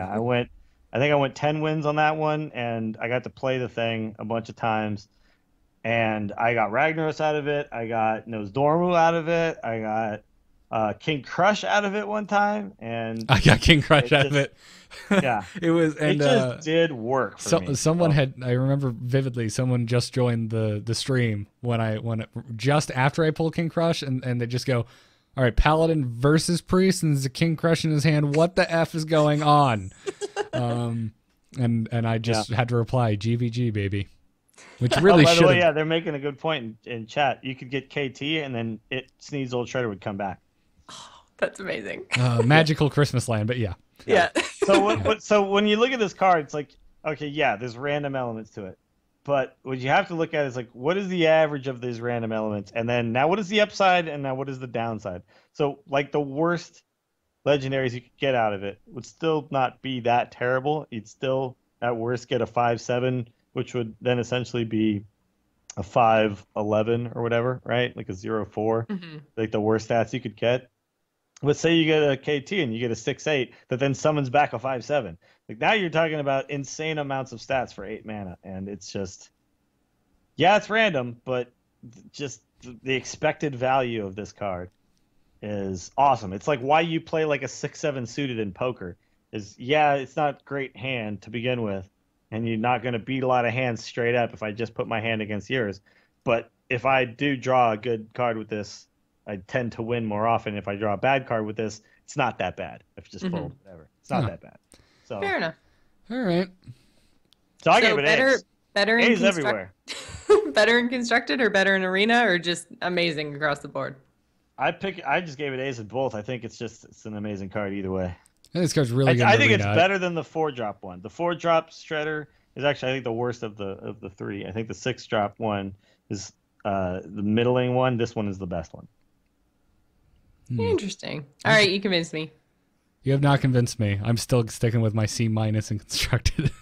Yeah. Well, the 2-drop one can give you like 1 2s and 2 1s and 0 7s that kill your board and all kinds of crazy stuff like that. Whereas the 4-drop one can give you Yetis and like a better range of cards. And this one gives you amazing range of cards. So I think this is the best of the three, and it's really good.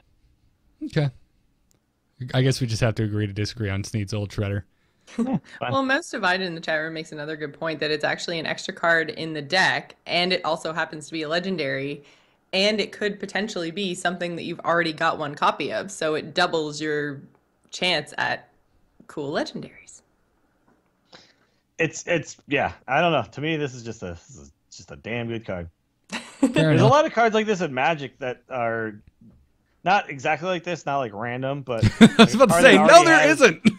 No, but it already has good stats, and then it says like, when you do this or whatever, like give you like a 4/4 something with flying or something. It's like, oh my god, like I get that in stats when this thing does whatever, and that to me is like similar in a way to this, where you can't just look at the 5/7 and say, oh yeah, whatever. Yeah, you can.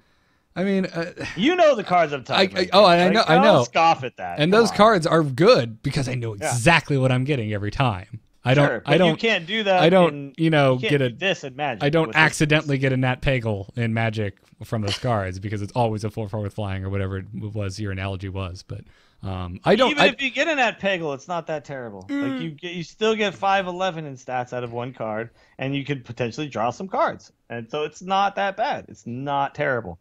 Okay. There's much worse cards out there. You soften me. I don't think he's A range. Maybe in arena. Maybe I was a little harsher in arena than I should have been. I don't think he's A range for constructed. I mean, out of all the legendaries that they introduced in this set, this to me is the best one. Like this is there's class legendaries that are better. But neutral legendaries, I think this one and one other that we're going to talk about soon. Yeah. These are the two best ones, I think. Okay. All right. I agree with a good amount of the points you made. I don't know. I don't see it as amazing of a card as you. But I'm, again, as we said at the top of this, I'm very open to being wrong, and I hope I'm wrong. It's a learning experience as we go along playing with these cards. Yeah. Game's been out for 1 day, and I can't even buy the cards, so I'm not sure. Yeah. I've not played with these very much. Yeah. So, Jocelyn, what'd you give Sneed's Old Shredder? I decided on Bs. I wasn't quite convinced on the A's. But yeah, I'd go with Bs. Chat room can kiss my ass. Chat room is ripping you a new one right now. Confirmed. Garrett hates the point of GVG. Well, thank you fine. for. He's just That's too fun. He's just being his normal Garrett ragey, grinchy self. It's fine. Oh, okay. Grinchy is a good word for it this time of year. I do think though this Goblins, is not going to Gnomes, go and in a lot of Grinches. decks. This isn't going to go in a lot of decks, but my Control Warrior deck is insta add this card. I even feel like something like a handlock. It's any way if I can control to the late game and I feel confident in being able to do that, I'm gonna put this card in because it's just gonna do things. All right. Moving on. Toshley. 6 mana, 5 attacks, 7 health, Battle Cry, and Death Rattle, or as someone on Twitter affectionately referred to it as Battle Rattle, which is totally what they should have called it. Reads Battle Cry and Death Rattle. Add a spare part card to your hand. I love this card. A for me in both. I will always take Toshley. And it's a Star Wars reference, so extra points. Sorry, A+ for the Star Wars reference. It's a Star Wars reference? Yeah. But I was going to go to Toshley Station to pick up some power converters. In Star Wars, it's Tashi Station. Though. Right, but Toshley's Station, which is in Blade's Edge Mountains in Outland, is a reference to Tashi's Station from Star Wars. Yeah, I'm not as enthusiastic as you are about this card, but I do think it's good. Okay, so again, like we're talking about expected value here. The expected value of Sneed's Old Shredder for 8 mana could be, even if it could be whatever, could be average expected value. You're going to get somewhere in the range of like 10, 12 for the stats out of that card on average. Whereas with Toshley, in its best case scenario, you're going to get 2 spare part cards that cost 2 more mana to play anyway. So it costs 8 mana to actually play all the stuff you're going to do in the end. And the most you can get for that 1 mana is a +1 in health or a +1 in attack, or something. You return the card back to your hand, play it again for 6 mana again, freeze something, give something taunt, which is awful. You're not actually getting more expected value. You're getting less expected value overall from this card in every single scenario. But you absolutely 100% need Toshley for that Gazlowe deck that you spent insanely long amount of time saying is going to work. For that I was just going to say, this goes really well. Yeah, and again, like it goes really well in a deck. So for that maybe one I was deck, a little too generous with my A's, but... No, for that one deck, but Sneed's Old Shredder is going to go in lots of decks. Toshley, I don't think is going to go in lots of decks. Spare parts, for 1 mana, I get 1 health, 1 attack. That's undercosted, actually. So, I don't know. I don't think Toshley's actually as good. I still think it's good. I just don't think it's as good as an A. I think there's enough. I think there's enough cards in the game that are benefited by casting spells while they're out, and nothing's better than a cheap spell. That I really like. Actually, Toshley. though, we just got nerfed on the card that was benefiting you when you casted spells. Most cards now that got added are a detriment when you cast spells. Mm-hmm. When someone plays a Lotheb against you and your spare parts now cost 6, it's not going to be great. And when someone plays Troggzor against you and you can't play your spells, the one card that really did give you benefit got nerfed from 5 to 6 mana. So I just don't think. I don't know. I don't think this card is. I love the idea of this card. I love Death Rattle plus Battle Cry. I don't think that this card is nearly as good as the cards above and below it on our list here. Sneed's Old Shredder, way better for sure. Okay. I also think I smelled disagreement coming on the subject of Trogs in general. I smell it. I smell it coming. Oh, I forgot to mention also, Undertaker decks is still going to be a thing, and Toshley works in the Undertaker deck. So huzzah! True. Yeah, Death Rattle. The other point I wanted to make Yeah, but sure your Undertaker, you want to get more value than you're not waiting for your Undertaker for turn 7 to play. Undertaker plus Toshley getting plus. No, I mean your Undertaker that's already out and beefy, and you got your ridiculous thing, so you win more. Yeah, but usually Undertaker is like done its thing and is dead by turn 6. Yeah. Yeah, if I still have it at that point, like that's the same as saying like a high main buffs the Undertaker. Well, yeah, technically it does, but I think that's only ever happened once, and I was already way winning that game. Yeah, it's much more likely that you're going to get value off of a 2-mana Death Rattle than a 6-mana Death Rattle with an Undertaker. But again, you know, I'm not saying this is a bad card. I still gave it a B. I just think that, you know, for what it does, in the end, you get two of these spare part cards. Both of those spare part cards cost 1 mana. So you still have to pay 1 mana for those. So you could consider Toshley like an 8-mana card. It's a 5/7 that gives you these two things. So Jocelyn, what did you quietly change your Toshley grade to? To B's. Yeah. I just think it's in the 6-mana slot. I'm gonna play There are a lot of Swannis more. I'm even Karen. I'm gonna play more. And Karen has dropped way down on my list of like awesome cards. And then you've got like some new really cool neutrals and stuff. Like let's say I'm playing a shaman deck. I won't play Fire Elemental before I play Toshley for damn sure. You know, a 6/5 that kills something. Definitely gonna play that over Toshley. Well, damn it, I'm keeping my A's on Toshley because everyone thinks I don't like fun, and I think this card is just fun as hell. I'm not telling you you're wrong. I'm just saying. No random to this though. That's what they're saying you hate is the fun, random, awesome of this. Random does not equal fun. Yeah, it does. No, it doesn't. There's random to this too. You don't know what spare part you're gonna get. Oh my god! You get the stupid horn card, and it's like even the sound of that card makes you realize how stupid it was that you drew it. It's like, oh, give something taunt. Like, yeah. So bad. Delightful. Well, let's move on to Troggzor so we can finish fighting with each other about cards. Troggzor the Earthinator costs 7 mana to play. He has 6 attack, 6 health, and he reads whenever your opponent casts a spell, summon a Burly Rockjaw Trogg. And I told myself, Garrett, make sure you put in the stats for the Burly Rockjaw Trogg. And I didn't. It's a 3/5. It's a 3/5, and it also reads whenever your opponent casts a spell, gain +2 attack. It's the same Burly Rockjaw Trogg that you get. Like that you right, it's a playable, it's a 4-mana it's a common, card. it's 4-mana common that you can actually get in the set. And this one gives you free Burly Rockjaw Troggs. If your opponent, insane. That's insane. If your opponent casts spells. Yeah. And sorry, who doesn't have spells? The non-spell deck that I don't know about? Is there the deck that never runs a spell? Right, but then they cast it. It kills this. You're left with a 3/5, and or they have so it's kind of like a Harvest Golem. I don't like cards that rely on my opponents to do something for me to get upside. That's kind of where I came at this card with, or where I'm coming at with Troggzor. It's like, well, I play this. It does nothing on the turn I play it. And then I pass turn and hope that they don't have a proper answer.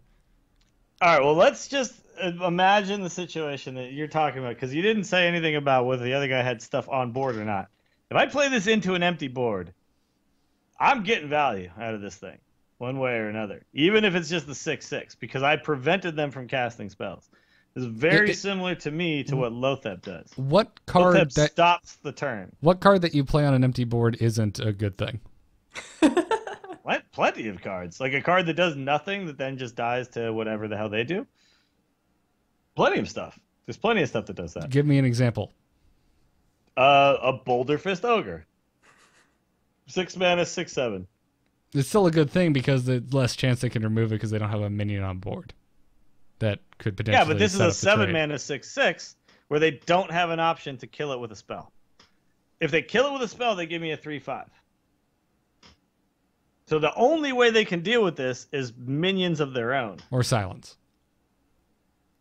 Or silence when I still have a 6/6. You silence this, I still have a 6/6. Right. I'm sorry, that's not that bad, dude. I stopped them from casting spells. Are you serious? Awesome. And if you this protects your board, man. This is the same thing that Lotheb does. Protects your board. Cannot cast a spell. If your opponent casts something like a silence or say a polymorph or something, do you get the Trogg first or does the spell resolve first? Whenever your opponent casts a spell, summon it. So you get the Trogg before the spell does what the spell does. If they're running just silence, if it gets silenced, then you have a 6/6 plus your Trogg as well. Who's running silence? I'm talking about with an owl. The only silence of the spell is the 2 priest cards. So if it's a silence, I'm assuming. I'm talking, Spellbreaker or Ironbeak Owl. Yeah. It doesn't matter. But let's say I play this against the mage, you can't just fireball this off because I have a 3/5. Yeah, then you get the 3/5. No, you're totally convincing me now. You're definitely. This is a spell deterrent in much the same way that Lotheb is. Yeah, you know what? It's also making me think of is it's the entire reason we sang the praises of Sylvanas so much so early on was because of the impact on the board it has. It has a massive impact. You're it absolutely protects right. your own board. Like, let's say you play this when you have a bunch of stuff on your board in an arena. Let's say you play this against a mage and you have a bunch of crap on your board, and the mage goes, "Oh man, I wanted to flame strike this board." But now if I flame strike it, not only do I not kill Troggzor the Earthinator, I summon a 3/5 that doesn't die to my flame strike, that's left as a 3/1 that survives, and he still has a 6/2 and a 3/1, and maybe I kill the other stuff, but I didn't kill the board. Like, this has so much impact on the board, and is a 6/6 as well. So I do not mind paying one more mana for one less health to get this effect. And this and the 4 mana Burly Rockjog Trog are way better than the 2 mana 2/3 because that dies to the spell that it got buffed by. This doesn't. There's not very many spells in this game that die to 6 health. There's not that many spells that kill something with 6 health. You got Fireball, and you got Spell Power or something else. What else is there? You also have Hex-like effects, but that'll still give you... Hex will still give you the Trog. Exactly, you'll still get... No, I'm telling you, you're convincing me. Yeah. You're totally right. This card is amazing, dude. This card is so good. I was so wrong about this. You're absolutely right. No, you're totally right on this card. This card is so good. If you can get an empty board and play this card, it's like, what are you going to do now? If I'm the opponent and someone plays this against me, my only real options are to load the board up with minions that will eventually trade with this. And that's, and whenever I could do that to an opponent, it's going to make their turn really uncomfortable. So it's just, people, Pyroblast, Shadow or Death. Yeah, you still summon a 3/5. So, Pyroblast, Shower Death. Yeah. What you need is the world's you need a Gore Howl, and you're still taking 6 to the face. But that's your best case scenario. You're using the least amount of cards. Anything else, the best way to get rid of this is Silence plus Hex, Polymorph, Fire. Silence plus But even then, you're eating up a Silence. That's what I mean. Hex. That's the other best case scenario is you're losing 2 cards. I think you need minions to trade with this, and that's like Lotheb. That's what Lotheb essentially did, was force you to then find a way to deal with it with just minions. And with Lotheb, you can at least wait a turn and deal with it next turn with spells. Right. But this guy, as long as he's chilling, you can't cast spells. So it's gonna cause havoc, man. And this card is gonna be, this is like an auto include in my Control Warrior for sure, and probably a lot of other decks that rely on me having minions on board. Things like my Druid deck, where eventually I'm going to want to Savage Roar you and stuff like that. I'm going to definitely use Troggzor. After listening to everything you said here, I think we're going to see this splashed in a lot of decks like Lotheb was when Naxxramas first came out. Lotheb is still in every deck at this point, too. Oh, every time I finish making a deck with Hearthhead, I'm like, oh man, I got this awesome deck. I'm like, oh crap, I didn't put Lotheb in. Okay, well, hold on. What gets do I cut? Get rid of? What gets cut? All right, Crackle, I don't like you that much. Click. Yeah, but no, it's. I think this card is going to be everywhere, all over the place. All right, fair enough. All right, you're absolutely right. I think Troggzor is deserved. I think he is A-range after listening to you now. You're One totally actually right. question that was the first thing that came to my mind, the chat room's asking right now. The new Trog that gets summoned, does he get buffed by the spell that summoned him, or is it like... I would assume no. I don't think so. I don't think so, but I haven't seen it in action yet. I wanted Troggzor in Arena so bad, but as far as I understand, the spell goes off, the Burly Rockjaw Trog gets summoned, then the spell resolves. Yeah. So the Burly Rockjaw Trog wasn't on the board. Yeah. The second spell would buff the first Trog and summon a second Trog, and then the third spell would buff the first 2 and summon a third. Yeah. Got it. Yeah. Yep. So, otherwise, that would just be disgusting value. Yeah. No, that'd be insane. That would be like, no, he says summons a 5/5 every time. Like that's too much. Yeah, that's I'm just laughing right now because Garrett is currently changing his grades in the doc to what Dill said. You're absolutely. I have never think I've ever 100% just completely changed how I thought because of something you said, Dills, to this degree. I mean, I thought a lot about this card in particular. This card to me was like, I was trying to figure out what legendary made more of an impact on the game. And I think this one does the most. So like, I'm not totally insane though. Usually the whole idea of, well, this will have upside on my opponent's turn if they play wrong. That's the way I was looking at it. I'm like, it's probably not that great of a card. But you're absolutely right. Even if they deal with it, it's going to take so much out of them to deal with it that it's a good thing for me. It's gonna open up, and especially like a deck like a Control Warrior deck, it's gonna open up for your next big legendary to get massive value. So, to me, it's like you're never gonna lose by spending 7 mana to play this guy. And not to mention that though, but we've talked a lot about these other things, but the 7 mana slot is actually kind of barren. There's not that much in the 7 mana slot. If you go to your collection and you look around, 7 mana, when you get there, that's like the shortest. It's like 1 page. And you go to another page and it's like 3 cards. Like there's just not that many cards in the 7 mana slot. Yeah, it changes depending on your class. Like Druids now have Mimiron in 7 mana. Druids were the only guys that had a lot of. Shaman will have Neptulon in 7 mana. Hunters now have Gazlowe in 7 mana. So there's more now, but a lot of them are still class specific. You're absolutely right. 7 mana is not a highly contested slot. Yeah, he goes in a lot of decks right now. And that was actually one of the things that Warrior was the reason you saw Baron Geddon enter the fray in the first place was, what do I play on 7? I have to play either a 5 and hero power or a 6 and leave a mana on the floor. He was kind of the only real playable 7 for a long time. And this is going to be the one that replaces Baron Geddon in every. Well, he's already gone, but this will be in all of those decks. Yeah, no, you're absolutely right. Well, Jocelyn, real quick, what were your grades? I went with B's. I'm thinking maybe they need to be higher now. We've had this discussion, and I hate this because it's I guess it's good that we're talking through things. Well, I know when we did this on Nax, that's what a lot of people commented was like, well, they liked the 3 different opinions and the discussion, even if we did change the grades, because a lot of people kind of had the same thought process. Yeah, so I think that, it's a really interesting card. It's definitely one I'm going to give a shot. So, yeah, all right, fine. Yeah.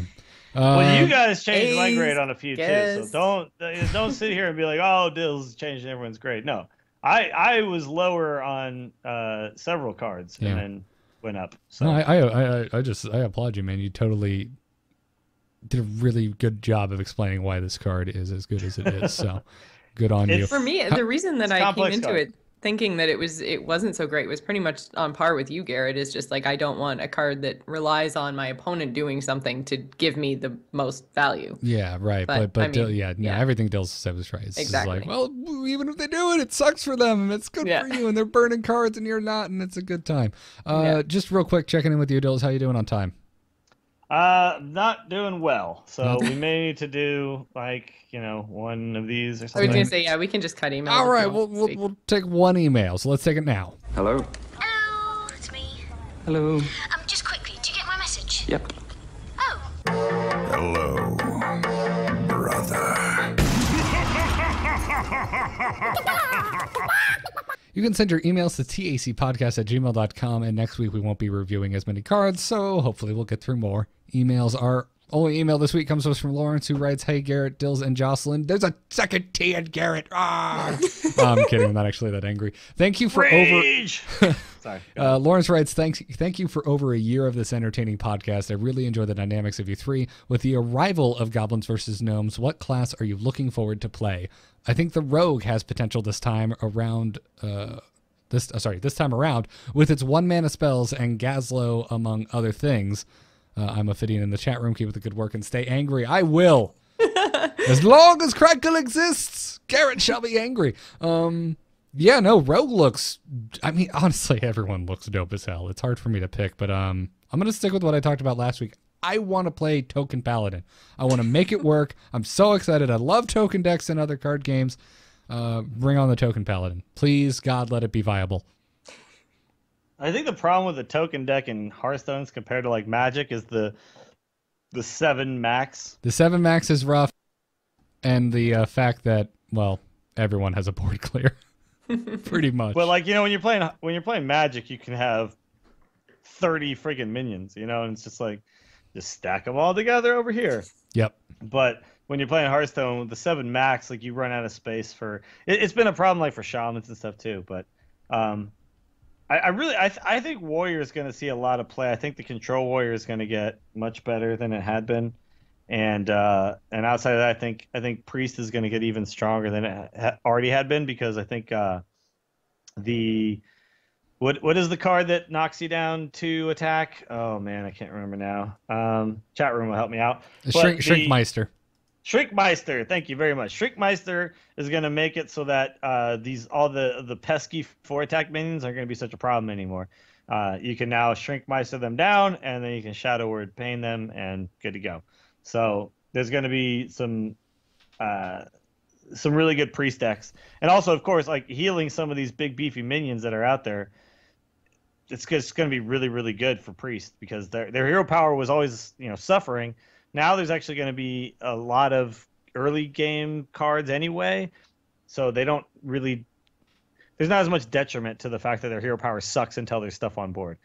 They'll have 1 mana plays, they'll have 2 mana plays, then they'll Shrinkmeister, Shadow Word Pain. They'll be able to deal with a lot more things than they could before, and so I think Warrior Priest is going to be really good, really, really good. Awesome, Jelson. What about you? Well, I'm looking forward to a different kind of hunter. I think I've mentioned that before with some of these big, beefy late game things. Like I really want to do something that's more lengthy, control-y. Just I want a new look to Hunter. I've been playing so much Hunter, trying to rack up my wins. So I want to switch really from Hunter, but I also want to change when I do play Hunter. And I think that the thing that I'm going to switch to is probably maybe going to be Shaman. And those Murlocs, man, they look like fun. Yeah. I know, but you don't need to, you know me. I'm kind of thinking the same. I think we're all thinking the same thing, Jocelyn. Yeah, like it would be worth giving them another try, because they don't seem so cheap now. But I don't know, and Paladin too. Like we mentioned earlier on, it's really interesting to see that the Paladin kind of went from the thing I was like, oh no, I don't want to touch that with a 10-foot pole, to something that's really legitimate, viable, that I'm looking forward to talking about next week. Hopefully everyone should go vote on that poll and make us talk about Paladin, because yay, Paladin. Absolutely. tiny.url/TAC58. But yeah, like I haven't been excited about Paladin for a really long time, so I'm looking forward to picking that up too. Really, I want to try everything. I want to give everything another try, because I was so focused when I first started on, you know, Hunter and Mage, and I really got pretty good at them, and that's what I did. And I'm looking forward to branching out now that we have a lot more options, a lot more cards, a lot of different ways to play each class. So I just want to play everything. Does that count? That's totally an acceptable cop-out answer.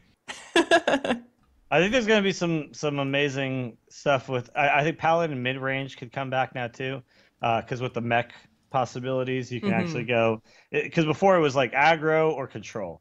You really didn't have a mid-range option that actually worked, and so I think there's going to be really cool stuff. You know, you're saying I'll play, you know, token Paladin, like that kind of stuff could work too, and there's going to be more options with all of the classes. It's just right now there's going to be too many. Until people figure it out, there's gonna be like so many archetypes, and the ladder is gonna be insane. So everyone just play the deck you think is like sounds the funnest, and it'll be fine. I feel like all the decks will work, because there's gonna be so many different kinds. You don't have to counter Hunter heavy meta, Priest heavy meta, you know, Druid heavy meta. It's gonna be insane. So you can just play the deck you like, and as long as you're playing it to a good, you know, to a high level, you're going to do well. So it's the game is going to be much more interesting and entertaining than it ever has been with these cards. Agreed. Yeah. Now is the time to have fun. Play what you want to play. No one is out there telling you what to play. I'm sure people are out there telling you what to play, but F those guys. Yeah. Play what you want. So awesome. Well, that we're going to have to cut emails short this week, because we are going a bit long, but, as always, want to thank those of you who are supporting us over at patreon.com/TAC. That's where you can opt in if you want. You want to subscribe to the show and kick a few bucks our way, you can. This week, we want to thank the following patrons. You can thank you very much to Chris P., Jeff P, Jason L, Jeff T, and Xander H. Thank you guys very much. And a very quick reminder that we're having a patron hangout tomorrow night at 9 p.m. Eastern Time, right here, same place as always, twitch.tv/AMoveTV. And if you're leaving us reviews on iTunes, thank you very much. I wanted to thank Adam Herring this week. Thank you for your iTunes review. And real quick, I wanted to mention that I'm planning the first Fireside Gathering in my area. So you should check it out. It's going to be in Orlando this coming January. Big props to Amy for helping coordinate this entire thing. And you can go to meetup.com/Florida Fireside for all of the information on the Fireside Gathering.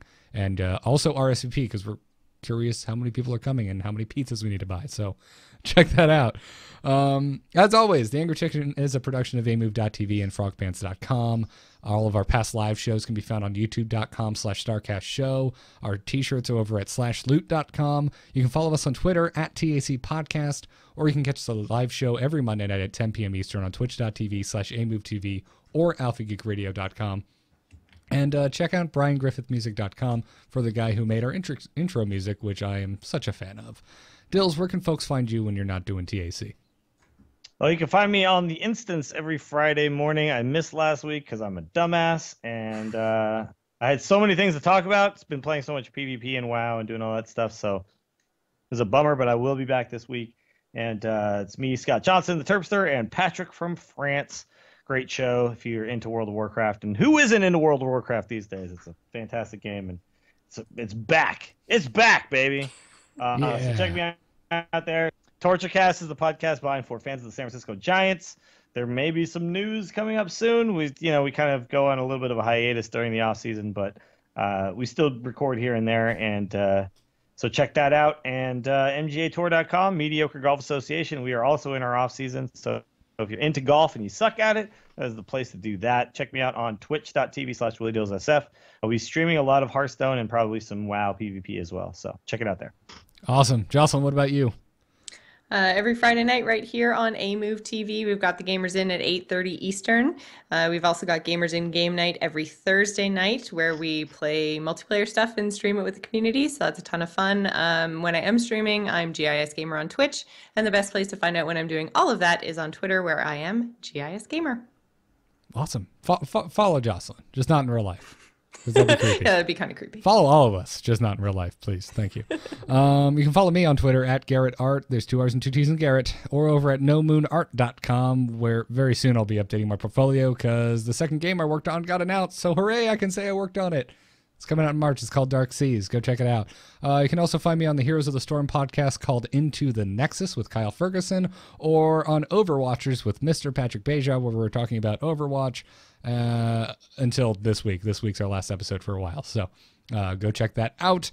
Thank you all for listening. Go to doghousesystems.com. Use the code TAC to get double memory on your next Doghouse Systems gaming rig and support the Angry Chicken in the process. So we'll see you next week, episode 58. Again, voting is over at tinyurl.com. I always F that up. tinyurl.com/TAC58, where you can tell us what class you want us to review next week. So we'll see you next week. Until then, job's done. Job's done. Job's done. Yes! Goblins and Gnomes.